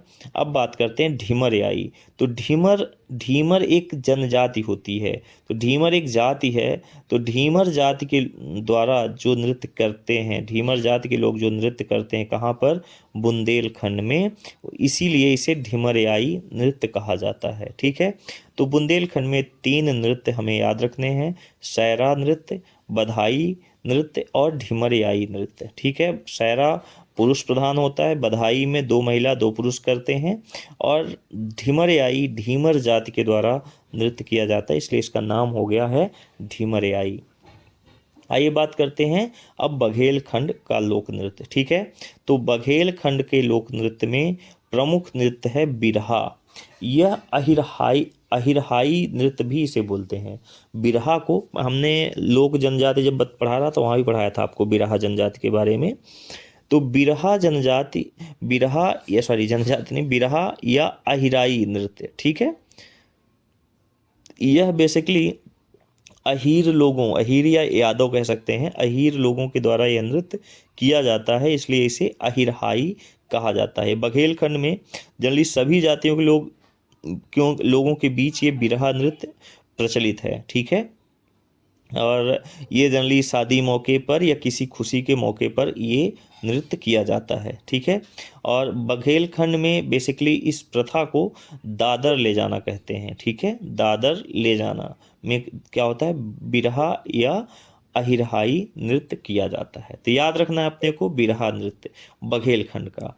फिर राई नृत्य यहाँ भी है। ठीक है, तो बघेलखंड में भी राई नृत्य है, लेकिन जो मालवा में राई नृत्य है उससे अलग है। तो जो बघेलखंड मालवा में हमने राई नृत्य के बारे में पढ़ा था, उसमें जो मुख्य नर्तकी है उसे बेदानी बोला जाता है, बेदानी। ठीक है, यहाँ पर, ठीक है, तो यहाँ बेसिकली बघेलखंड में वीर राई नृत्य प्रचलित है। तो वहाँ पर राई नृत्य है, यहाँ वीर राई नृत्य प्रचलित है। ठीक है, और वहाँ पर हमने बताया था कि बेदनी या बेदानी बोलते हैं। ठीक है, और यहाँ पर जो प्रचलित जो नर्तकी है उसको मृदंग राय, क्या बोलेंगे, मृदंग राय बोलेंगे। तो बघेलखंड में कौन प्रचलित है, मृदंग राय, जबकि मालवा में राई लोक नृत्य में कौन प्रचलित है, बेदानी या बेडनी। ठीक है, आइए बात करते हैं केहरा नृत्य। केहरा नृत्य में पुरुष और महिला दोनों अलग अलग तरह से नृत्य करते हैं। इसकी जो मुख्य लय है यह है कहरवा लय। कहरवा लय के साथ ही ये नृत्य किया जाता है, केहरा कहरवा लय, ऐसे याद रखना, केहरा या कहरवा लय। तो इस नृत्य के दौरान महिलाएं ऐसे घूम के, फिरहरी बोलते हैं उसको, तो घूम के और फिरहरी लेकर केहरा की मुद्रा में डांस करती हैं। एक है दादर नृत्य। तो दादर नृत्य ये भी किसी विशेष अवसर पर पुरुषों द्वारा किया जाता है। कभी कभी पुरुष और महिला, पुरुष बेसिकली महिला भेष में नृत्य करते हैं दादर का। ठीक है, तो ये आपको याद रखना है। एक होता है कलसा नृत्य बघेलखंड में। तो कलसा नृत्य ये बेसिकली शादी के अवसर पर जब बारात जाती है, तो उस वक्त बारात जाती है या बारात वहाँ जब पहुँचती है तो उस टाइम पे कलसा नृत्य किया जाता है, और यह बघेलखंड में प्रचलित है। ठीक है, केमाली नृत्य। तो केमाली नृत्य जो है ये कमली नृत्य को बेसिकली साजन सजनी नृत्य भी कहा जाता है इसे। ठीक है, साजन या सजनी नृत्य भी इसे कहा जाता है। कमली में पुरुष और महिला दोनों भाग लेते हैं इस केमाली नृत्य में। ठीक है, और यह जनरली शादी मौके पर प्रदर्शित किया जाता है। ठीक है, तो ये चीज़ें कुछ आपको याद रखनी है। तो ये क्या हो गए, प्रमुख लोक नृत्य। तो प्रमुख लोक नृत्य हमने मध्य प्रदेश को 4 भागों में विभाजित करके पढ़ा। ठीक है, अभी हमने पूरा जनजातियों का लोक नृत्य पढ़ा था। अब अगर मैं पूरे मध्य प्रदेश के लोक नृत्य की बात करूं, क्योंकि कई जो जनजातियों के लोक नृत्य हैं वो उस पूरे प्रदेश के भी लोक नृत्य हैं। ठीक है, तो जैसे राई नृत्य है तो जनजातियां भी करती हैं और बाकी के लोग भी करते हैं। तो इसलिए मैंने ये जो पूरा नृत्य है उसको 4 भागों में बांट के पढ़ लिया। निमाड़, एक बार दोबारा याद करा रहा हूँ, निमाड़ के याद रखना है, मांडलिया, आड़ा खड़ा, गढ़गौर, काठी, डंडा, फेफरिया, याद रखना है, निमाड़, गढ़का, फेफा, अखाड़ा। मालवा में कनाडा, राई, मटकी, राजवाड़ी, आड़ा खड़ा और भगोरिया। तो मालवा राज का राई, मटकी, भगो खड़ा। ठीक है, और बुंदेलखंड में 3 नृत्य बताया था कि बधाई, सै, ढमरे आई। बधाई, सै मतलब सैरा और ढमरे आई। बघेलखंड में अगर देखा जाए तो यहाँ है केहरा, केमाली, बिरहा, दादर, कलसा और राई। ठीक है, तो ये हो गए प्रमुख नृत्य। ठीक है, पूरे प्रदेश के। अब हम बात करेंगे आगे। ठीक है, जनजातियों के नृत्य के बाद हमें बात करनी है अब इनके गायन शैली की। तो जनजातियों में फिर से आ जाते हैं। तो जो लोक गायन है इनमें एक होता है हुल्की पाटा। हुल्की पाटा ये आदिवासियों में एक प्रचलित लोक गायन है जो लड़की और लड़की और लड़कों के बीच ये गीत गाया जाता है। ठीक है, इसमें बेसिकली रानी और राजा कैसे रहते हैं ये उनके बारे में गीत होता है। हमने आपको हुल्की पाटा नृत्य के बारे में भी बताया था। तो हुल्की पाटा नृत्य जो है वो मुड़िया जनजाति के लोग करते हैं, लड़के और लड़कियां इसमें भाग लेते हैं, और इस नृत्य के द्वारा राजा रानी कैसे रहते हैं यह बताया गया है। ठीक है, तो याद रखना है हुल्की नृत्य ये किस जनजाति में प्रचलित है, तो ये मुड़िया जनजाति में प्रचलित है हुल्की पाटा। ठीक है, तो हुल्की नृत्य भी है और हुल्की पाटा गायन भी है। तो नृत्य के समय जो गीत गाया जाता है उसे हुल्की पाटा कहते हैं। तो देखिए, एक दूसरे से रिलेट करके पढ़ेंगे तो चीज़ें वही हैं, वही चीज़ें यहाँ रिपीट हो रही हैं। तो मुड़िया जनजाति याद रखना है और हुल्की पाटा याद रखना है कि ये नृत्य है। ठीक है, जो राजा रानी के उनके बारे में बताता है, कैसे लोग रहते हैं, उनके जीवन शैली के बारे में बात करता है। एक है बांस गीत। यह मूलतः एक तरह से गाथा गायन है, किसी की कहानी की तरह से एक गाथा गायन है। इसमें मोटे बांस के 1 मीटर लंबे मोटे बांस से ही 1 मीटर तकरीबन लंबा होता है, उससे वाद्य यंत्र बनाया जाता है और उसी को बजाकर ये गीत गाया जाता है। ठीक है, और ये गीत जनरली राउत जाति के लोग गाते हैं। किस जाति के? राउत जाति के लोग इस गीत को गाने का कार्य करते हैं। ठीक है, अगला जो नृत्य है वह है, अब हम बात करेंगे जनजातियों में लोक गायन। ठीक है, तो लोक गीत की बात करेंगे। ठीक है, और फिर लोक गीत को भी हम 4 भागों में बांटकर पढ़ेंगे, वही निमाड़, मालवा, बुंदेलखंड और बघेलखंड। पहले आप ओवरऑल जनजातियों के लोक गीत देख लीजिए। एक लोक गीत जनजातियों में प्रचलित है हुल्की पाटा। हुल्की पाटा यह आदिवासियों के बीच प्रचलित एक लोकगीत है जिसमें लड़के और लड़कियां दोनों ही गाते हैं इस गीत को। और इसमें जो गीत गाया जाता है, इसमें प्रमुख जो पात्र होते हैं और राजा रानी के जीवन शैली के बारे में यह गीत होता है। ठीक है, तो हुल्की याद रखिए, अभी हमने बताया था कि ये एक क्या है, एक नृत्य भी है हुल्की। ठीक है, तो आप ऐसे रिलेट कर सकते हैं। बांस गीत अभी बताया, यह मूलतः एक क्या होता है, गाथा गायन होता है, कथा के रूप में यह बांस गीत गाया जाता है। और ठीक है, अगला जो है पंडवानी। पंडवानी जो गीत है यह महाभारत का आख्यान पर आधारित है। तो एक तरह से पंडवानी में महाभारत का आख्यान बोला जाता है। ठीक है, और यह गोंड आदिवासियों की एक उपजाति होती है प्रधान। तो प्रधान के बीच ये काफ़ी प्रचलित है। तो पंडवानी कहाँ प्रचलित है? पंडवानी से याद रखना, प्रधान उपजाति। प्रधान उपजाति किसकी है? तो प्रधान उपजाति है गोंड जनजाति की। ठीक है, तो याद रखना। तो पंडवानी में करते क्या हैं, ये महाभारत का आख्यान पर आधारित है। महाभारत आख्यान पर आधारित यह गायकी है पंडवानी, प्रधान की जनजाति। ठीक है, दूसरा है घोटुल पाटा। घोटुल पाटा यह अगेन मध्य प्रदेश के बघेलखंड क्षेत्र में गोंड एवं मुड़िया जनजाति में काफ़ी प्रचलित है। घोटुल पाटा ये गोंड और मुड़िया जनजाति में मृत्यु के समय गाने वाला गायन है। ठीक है, तो ये मृत्यु के समय जो लोकगीत गाई जाती है उसे कहा जाता है घोटुल पाटा। ठीक है, याद रहेगा। अगला है बसदेवा गीत। तो बसदेवा गीत की बात करें तो ये बसदेवा एक जनजाति ही है और ये ज़्यादातर गांव की जो बस्ती होती है उसके बाहर जंगलों के निकट ये होते हैं। ठीक है, और इनका मुख्य जो कर्म है वो गायकी ही होता है। ठीक है, और ये जो है इनको हरबोला या जिर्ग गंगान भी कहा जाता है। तो हरबोला किसके लिए शब्द यूज किया गया है? बसदेवा के लिए, या जिर्ग गंगान भी इन्हें कहा जाता है। ठीक है, तो ये बसदेवा जनजाति भी है और बसदेवा शैली का गायन भी है, याद रखना है। देवार पारंपरिक रूप से सारंगी और घुंघरू बाद के साथ संगत करते हैं इसमें बेसिकली। तो देवार किसके साथ, इसका जो प्रमुख वाद्य यंत्र है ढुंगरी। ठीक है, याद रखना है। और इसमें देवार गाते समय जो देवार का गीत होता है, देवार गाते समय ये बंदरों का खेल भी दिखाने का कार्य करते हैं, ठीक है।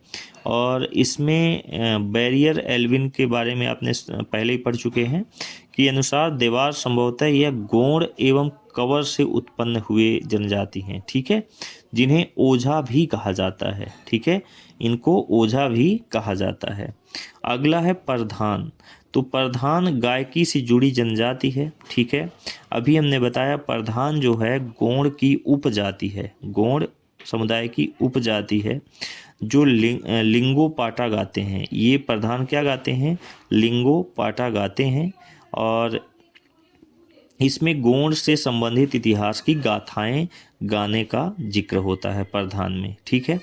अब अगर मैं ये तो जनजातियों के बारे में हो गया, जो जनजातियों के लोकगीत थे। अब अगर मैं इस लोकगीत को 4 भागों में बांटूं तो एक निमाड़ हो गया। तो निमाड़ में जो गीत प्रसिद्ध है, लोकगीत प्रसिद्ध हैं, वो सिंगा जी, निर्गुणिया, मासण्या, कलगी तुर्रा। सिंगा जी, निर्गुणिया, मासण्या और कलगी तुर्रा, ये 4 निमाड़ गीत हैं। मालवा में 3 प्रमुख गीत हैं, भरथरी, हीड़ और संजा। भरथरी, हीड़ गीत और संजा। बुंदेलखंड की बात करें तो बुंदेलखंड में प्रमुख 5 लोक गीत हैं। एक है बम्बुलिया, लमतेरा, आल्हा। आल्हा तो आप समझते हैं एक बहुत बड़ा महाकाव्य है, आल्हा दुनिया का बड़ा महाकाव्य है। और एक है बैरायटा और एक फाग। बघेलखंड की बात करें तो बिरहा, ठीक है। दूसरा है घोटुल पाटा। अभी आपको मैंने पढ़ाया भी घोटुल पाटा क्या होता है। ये एक तरह से बघेलखंड में गोंड और मुड़िया जनजाति के लोगों के बीच जब किसी का मृत्यु हो जाता है तो मृत्यु के समय गाने वाला गायन घोटुल पाटा कहलाता है। बांस के बारे में भी हमने बताया, बांस गीत के बारे में, और देवारी, ठीक है। तो आइए अब इनको 1 बाय 1 फटाफट एक बार कर लेते हैं। तो निमाड़ में क्या है? सिंगा जी। तो निमाड़ का लोकगीत आपने पढ़ लिया क्या? सिंगा जी, ठीक है। और तो संत सिंगा जी गीत, ये संत थे सिंगा जी, उन्हीं के अब उस पे गाया जाता है, ठीक है। तो आपको ये याद रखना है। फिर मासण्या या गायखो गीत होता है। तो निमाड़ के मृत्यु गीतों को बेसिकली क्या कहा जाता है? मासण्या कहा जाता है, ठीक है। और फाग गायन ये बेसिकली होली के अवसर पे गाए जाते हैं, ठीक है। और जो कलगी तुर्रा है, ये प्रश्न भी 2021 में पूछा गया था MPPSC प्री में। तो कलगी तुर्रा एक तरह से प्रतिस्पर्धा की जाती है लोक गायन शैली में। तो कलगी तुर्रा चंग की थाप पर रात भर गाया जाने वाला एक गीत है, ठीक है। इसके 2 अखाड़े होते हैं, एक का नाम है कलगी अखाड़ा और एक का दूसरे का नाम होता है तुर्रा अखाड़ा। अभी हमने आपको पीछे भी पढ़ाया था कलगी और तुर्रा के बारे में, ठीक है। क्लियर? तो यहाँ तक आई होप आपका क्लियर हो गया होगा। मालवा क्षेत्र में बात करें तो भरथरी गायन है। भरथरी गायन यह एक समुदाय नाथ संप्रदाय के लोग चिंकारा पर गाते हैं। चिंकारा एक वाद्य यंत्र होता है और उसी वाद्य यंत्र पर ये भरथरी गायन होता है, ठीक है। तो याद रखना है। निर्गुणी भजन बेसिकली निर्गुण लोकगीत, ये गायन परंपरा बहुत पुरानी है। इसमें निर्गुण भजन में सबसे ज़्यादा कबीर की आध्यात्म जो गीत है ना, वो गाए जाते हैं, ठीक है, निर्गुण भजन में, ठीक है। और संजा गीत जो है, संजा गीत मूल रूप से ये जो लड़कियां होती हैं ना, ये इनका पारंपरिक गायन पद्धति है, ठीक है। और हीड़ गीत एक होता है जिसमें श्रावण मास में मालवा क्षेत्र में यह गायन की एक प्रथा है, ठीक है। बुंदेलखंड लोकगीत की बात करें तो इसमें आल्हा गायन एक वीर रस प्रधान कविता है। ये काव्य है, बहुत बड़ा काव्य है। अगर मैं बात करूं कि विश्व का सबसे बड़ा ये मतलब लोक काव्य है, ठीक है। और ये किसके द्वारा लिखा गया था? तो ये कुछ 1000 वर्ष पूर्व ये कवि एक थे जगनिक, ठीक है, कवि जगनिक थे जिन्होंने आल्हा खंड की रचना की थी। तो कवि जगनिक आल्हा खंड की रचना की थी। आल्हा और उदल ये बेसिकली दो बहुत बड़े योद्धा थे बुंदेलखंड में, ठीक है। ये उन्हीं के ऊपर ये काव्य लिखा गया है कवि जगनिक के द्वारा, ठीक है। तो आल्हा गायन ये वीर रस पर ये कविता आधारित है और इसी के गायन को बेसिकली बुंदेली में क्या कहा जाता है, आल्हा गायन बोला जाता है। फाग वही है, होली के अवसर पर फाग गाया जाता है, ठीक है। और इसमें बैरायटा गायन जो होता है, यह गायन एक व्यक्ति द्वारा केंद्रीय रूप से गाया जाता है, ठीक है। तो बसदेवा गायन यह एक पारंपरिक गायन है, अभी बताया आपको बसदेवा गायन के बारे में, ठीक है, कि क्या होता है, ठीक है। और इस तरह से आपने अभी, अगर मैं बघेलखंड लोकगीत की बात करूं तो बिरहा, तो बघेलखंड में क्या प्रचलित है, बिरहा, ठीक है। तो बिरहा की गायन शैली पूर्णतः क्या होती है, मौलिक और मधुर होती है, बहुत मधुर आवाज़ पे गाते हैं लोग, ठीक है। और ये कहाँ गाएंगे, तो जनरली खेत तथा सुनसान रास्तों में अक्सर लोग बिरहा गाते हुए चल रहे होते हैं। अब आजकल तो लोग कहाँ ही पैदल चलते हैं, लेकिन पहले जब लोग पैदल चला करते थे तो ये लोग क्या गाते थे, बिरहा के गीत गाते हुए वो चलते रहते। मान लो कोई अकेले जा रहा है तो गाना गाते हुए जा रहा है बिरहा के, ठीक है। तो ये गीत जो है रसों से अलंकृत होते थे और बहुत ही कर्णप्रिय गीत होते थे, ठीक है। एक होता है विदेशिया गायन। विदेशिया गायन भी कहाँ का है, बघेलखंड का लोकगीत है, ठीक है। तो बघेलखंड में विदेशिया गायन बहुत प्रचलित है, जिसे गड़रिया हो गए, तेली, कोटवार जाति के लोग विशेष तौर पर इस गायन को गाया जाता है विदेशिया में, ठीक है। ये ज़्यादातर विदेशिया आमतौर पर जंगल में या एकांत रात में गाया जाने वाला गीत है। तो जनरली ये विरह का गीत एक तरह से हो गया, तो ये एकांत में या रात में गाया जाता है। बघेलखंड में फाग गायन भी प्रचलित है। तो फाग गायन अगेन यहाँ पर वही होली के समय टाइम पर नगाड़ों और ये ढोल के साथ ये गाना गीत गाया जाता है। ये पुरुषों के द्वारा गाने वाला गीत है, ठीक है। ढोला मारू गीत एक है जिसमें ये मालवा और निमाड़ और बुंदेलखंड में भी ढोला मारू गीत गाए, मालवा में भी, निमाड़ में भी और बुंदेलखंड में भी ढोला मारू गीत गाए जाते हैं। यह बेसिकली नरवर राजकुमार ढोला एक थे और पूगल की राजकुमारी मारू की प्रेम कहानी पर है। तो एक राजकुमार थे कहाँ के, नरवर के, ठीक है, और एक पूंगल की राजकुमारी थी, ठीक है, मारू, जिनकी प्रेम कहानी है और उसी प्रेम कहानी पर यह ढोला मारू गीत आधारित है, ठीक है। तो आशा करते हैं कि आपको इतनी चीज़ समझ आ गई होगी। अब हम बात करेंगे लोक नाट्य की, ठीक है। तो लोक नाट्य में अगर हम बात करें तो अब जनजातियों पे हम एक पूरे लोक नाट्य की बात करेंगे और फिर इनको भी 4 भागों में बांटकर पढ़ेंगे, ठीक है। तो लोक नाट्य पहला है माच। तो माच जो है ये मालवा का एक प्रसिद्ध नाटक है, ठीक है। और यह मंच शब्द से ही बेसिकली ये इसको माच बोला जाता है और ये रात्रि के पहर में यह नाटक किया जाता है, माच, ठीक है। और इसमें शेर खान विदूषक होता है, ठीक है। ये बेसिकली हीर रांझा सोनी सोनी और क्या बोलते हैं उसको, हीर रांझा हो गए, इनकी कहानी को एक तरह से ये बताता है, ठीक है। और ये बेसिकली इसके जो माच के प्रणेता हैं जिन्होंने बेसिकली इस का प्रवर्तक किया है बेसिकली माच नाटक का, वो हैं गोपाल गुरुजी और बाल मुकुंदी, ठीक है। तो 2 नाम याद रखने हैं, ये उज्जैन के हैं दोनों लोग और ये इसमें काफ़ी प्रसिद्ध हैं। तो माच मालवा का प्रसिद्ध नाटक है, याद रखना है, माच शब्द से उत्पत्ति हुई है और ये रात्रि में गाने वाला, रात्रि के प्रथम पहर में होने वाला है। ये इसको बेसिकली रात्रि के प्रथम पहर में इस नाटक को किया जाता है और इसके जो प्रवर्तक हैं वो गोपाल गुरु जी और बाल मुकुंद जी हैं, ठीक है, उज्जैन के हैं, ठीक है। स्वांग, स्वांग का अर्थ ही नाटक होता है। दूसरा लोक नाट्य है स्वांग। स्वांग का अर्थ ही क्या होता है, नाटक या नकल। अब बुंदेलखंड में बेसिकली विशेष अवसरों पे ये स्वांग आयोजित होते हैं, जैसे होली स्वांग होता है, नवरात्रि स्वांग होता है, तो इस तरह के स्वांग रचे जाते हैं, ठीक है। नौटंकी यह एक लोक नाट्य है जो बुंदेलखंड में बेसिकली ज़्यादा प्रचलित है।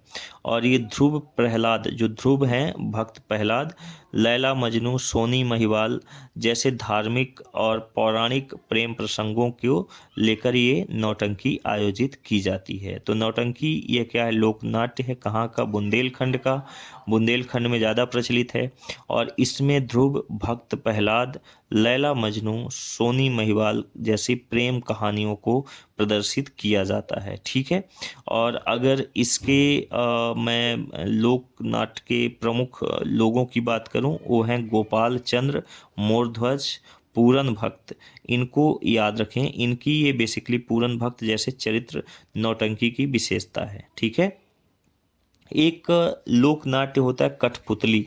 तो कठपुतली आपने देखा होगा कि बेसिकली पर्दे के पीछे से स्थित, पर्दे के पीछे कलाकार होते हैं और पर्दे के सामने पुतली होती है, और उससे वो लोग किसी न किसी नाटक या किसी न किसी गाथा को या कहानी को उस पुतली के माध्यम से प्रदर्शित करते हैं। ठीक है।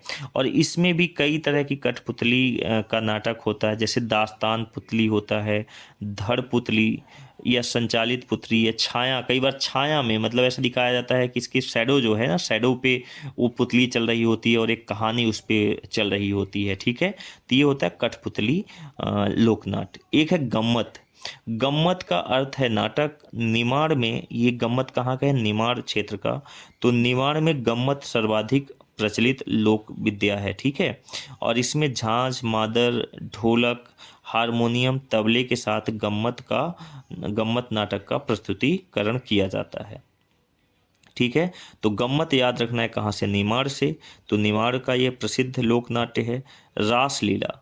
रासलीला यह बेसिकली श्री कृष्ण जन्माष्टमी पर आयोजित किया जाने वाला रासलीला है, जिसमें कृष्ण और गोपी के प्रसंगों को दिखाया जाता है। ठीक है। रासलीला भी एक तरह से निमाड़ क्षेत्र का ही लोक नाट्य है। ठीक है। जिंदवा।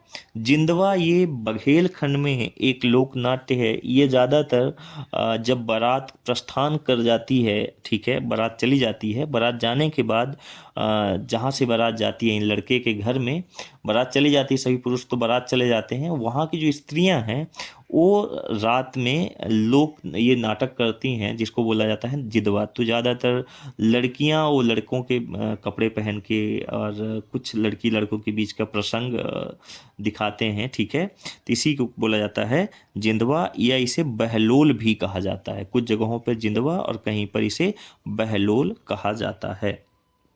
ठीक है। एक है मनसुखा। मनसुखा जो है, जैसे ये निमाड़ में रासलीला होता है, तो रासलीला का ही प्रवर्तित रूप है। बघेलखंड में इसे मनसुखा कहा जाता है।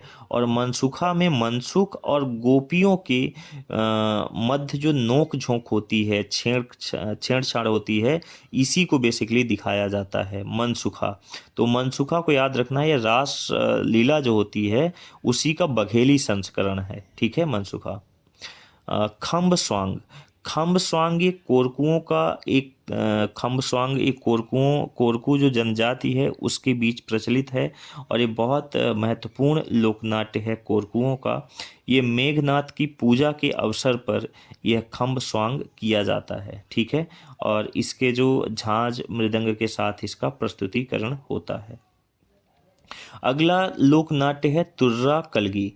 तुर्रा कलगी एक तरह से ये कहा जाता है कि दो बहुत बड़े संगीतकार थे और ये किसी एक राजा के यहाँ ये जो है एक कंपटीशन करते हैं, लेकिन दोनों में कोई जीतता नहीं, कोई हारता नहीं, दोनों ही बराबर के कंपटीशन में रहते हैं। तो राजा खुश होकर ये बेसिकली एक को अपने मुकुट का तुर्रा और एक को कलगी देते हैं, और इसी से ये तुर्रा कलगी का लोकनाट्य और लोक गीत भी ये प्रचलित है, तुर्रा कलगी का। ठीक है। तो ये याद रखना है। ठीक है। एक है छाहुर। छाहुर यह एक लोकनाट्य है बघेलखंड का। ठीक है। रागिनी। रागिनी ग्वालियर अंचल की एक लोकनाट्य विद्या है। तो ये कहाँ किस क्षेत्र की है, ग्वालियर। ठीक है। रागिनी लोकनाट्य बेसिकली ग्वालियर में सभी जातियों के बीच प्रसिद्ध है, और ये सहरिया जो जनजाति है इसमें रागिनी सर्वाधिक प्रसिद्ध है। तो अगर ये क्वेश्चन पूछ लेता है कि रागिनी कौन से जनजाति का लोक नाट्य है, तो आपका आंसर होना चाहिए ये सहरिया। याद करिए, उत्तर ग्वालियर कहाँ है आपका, उत्तर में है, उत्तर मध्य प्रदेश में। तो उत्तरी भाग में एक दो ही जनजाति, उसमें से प्रमुख जनजाति सहरिया है जो उधर निवास करती है। ठीक है, तो रागिनी ग्वालियर अंचल का लोकनाट्य है, और यह सहरिया जनजाति में काफ़ी प्रचलित लोकनाट्य है। ठीक है, आगे बात करते हैं भवाई।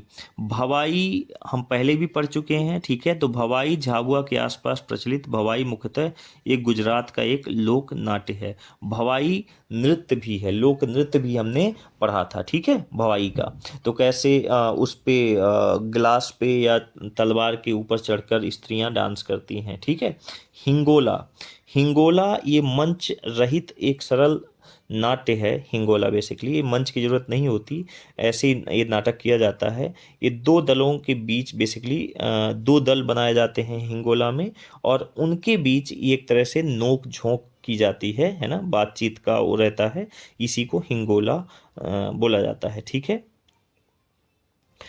एक लोक नाट्य है आपका लकड़बग्घा।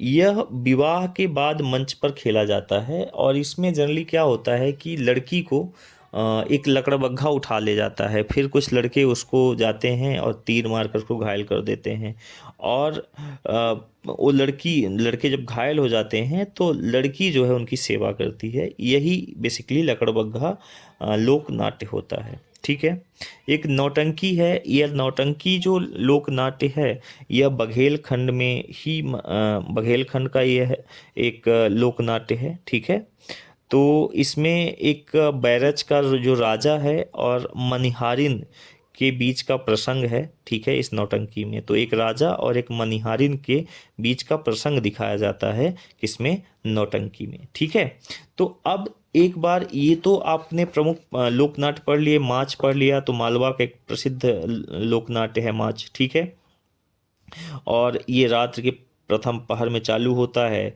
हीर रांझा जैसे प्रेम या इससे रिलेटेड कहानियों का आधार बना के ये लोकनाट्य चालू करते हैं। और इसमें हमने बताया था कि इसके जो प्रवर्तक हैं वो गोपाल गुरु जी और बाल मुकुंदी उज्जैन के बहुत प्रसिद्ध माने जाते हैं। स्वांग बताया कि कैसे, स्वांग का मतलब ही नाटक या नकल होता है। बुंदेलखंड में ये किया जाता है, विशेषकर होली स्वांग हो गया, नवरात्रि स्वांग हो गया। नौटंकी भी एक लोकनाट्य है बुंदेलखंड का। ठीक है, इसमें ध्रुव प्रहलाद, लैला मजनू, सोनी महिवाल की कहानी यानी एक तरह से प्रेम कहानी का वर्णन होता है इस पे। ठीक है, कठपुतली नृत्य जो पर्दे के पीछे से कठपुतली का नृत्य किया जाता है। ठीक है, याद रखना है आपको। गम्मत, तो गम्मत क्या है, एक नाटक है, निमाड़ क्षेत्र में होता है। ठीक है, और रासलीला ये निमाड़ क्षेत्र का ही है। रासलीला सबको पता है कि ये गोपियों और श्री कृष्ण के बीच जो रास होता है उसको दिखाया जाता है। जिंदवा ये बघेलखंड का एक नाटक है। यह शादी के अवसर पर बेसिकली महिलाओं द्वारा किया जाता है। ठीक है, मनसुखा ये रास लीला का ही बघेली संस्करण है। मनसुख और गोपियों के बीच की नोकझोंक को दिखाया जाता है। खम्ब स्वांग कोरकुओं का एक लोकनाट्य होता है जो मेघनाथ की पूजा के अवसर पर किया जाता है। ठीक है, याद रखना है अपने को। तुर्रा कलगी के बारे में हमने बताया कि कैसे एक राजा के यहाँ दो संगीतकार जाते हैं।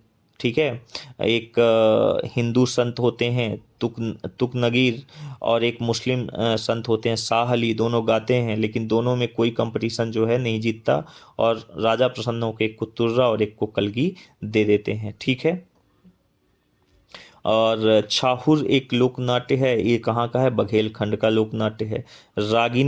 रागिनी जो है ये ग्वालियर अंचल का लोकनाट्य है, परंतु ये सहरिया जनजाति के बीच बहुत प्रसिद्ध है। ठीक है, और भवाई झाबुआ के आसपास प्रचलित भवाई मुख्यतः गुजरात का लोकनाट्य है। भवाई के बारे में पहले ही बता चुका हूँ कि कैसे नृत्य किया जाता है, और उसी में नाटक भी है। ठीक है, हिंगोला, तो हिंगोला वस्तुतः दो दलों के बीच नोक झोंक किया जाता है।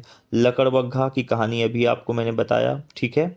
और नौटंकी बघेलखंड में ये बैरग राजा और मनिहारिन के बीच का प्रसंग दिखाया जाता है नौटंकी में। अगर मैं इसको यहाँ तक अगर आपको बात समझ आ गई, तो ये जो लोक नाट्य है, लोक नाट्य को अगर मैं इस पे दिखाऊं कि कैसे आप इस पे देखोगे, तो निमाड़ में दो इम्पॉर्टेंट याद रखने हैं। निमाड़ में एक गम्मत हो गया और एक खाम स्वांग हो गया।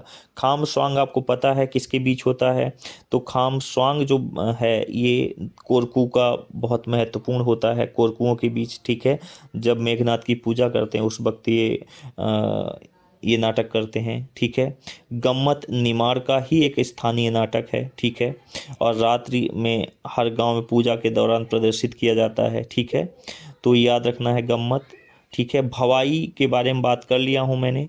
ये तीनों गम्मत, भवाई और माच, चूंकि तीनों के बारे में बात कर लिया हूं तो मैं डिटेल्स में बात नहीं कर रहा हूं।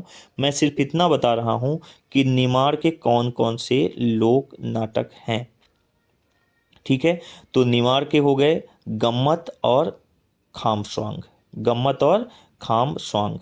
मालवा के 3 हैं, माच, ढोला मारू और गवरी। बुंदेलखंड में स्वांग, रासलीला, लकड़बग्घा। और बघेलखंड में नौटंकी, जिंदवा और चाहर, ठीक है। तो ये आपको याद रखना है, ठीक है। तो इस तरह से हमने आज की क्लास में लोक नाट्य तक की बात कर लिया है। अगली क्लास में हम बात करेंगे इनकी भाषा बोली, ठीक है, और इनमें जो प्रमुख व्यक्ति हैं उनके बारे में बात करेंगे, ठीक है। तो चलिए आज की क्लास यहीं ख़त्म करते हैं। Thank you.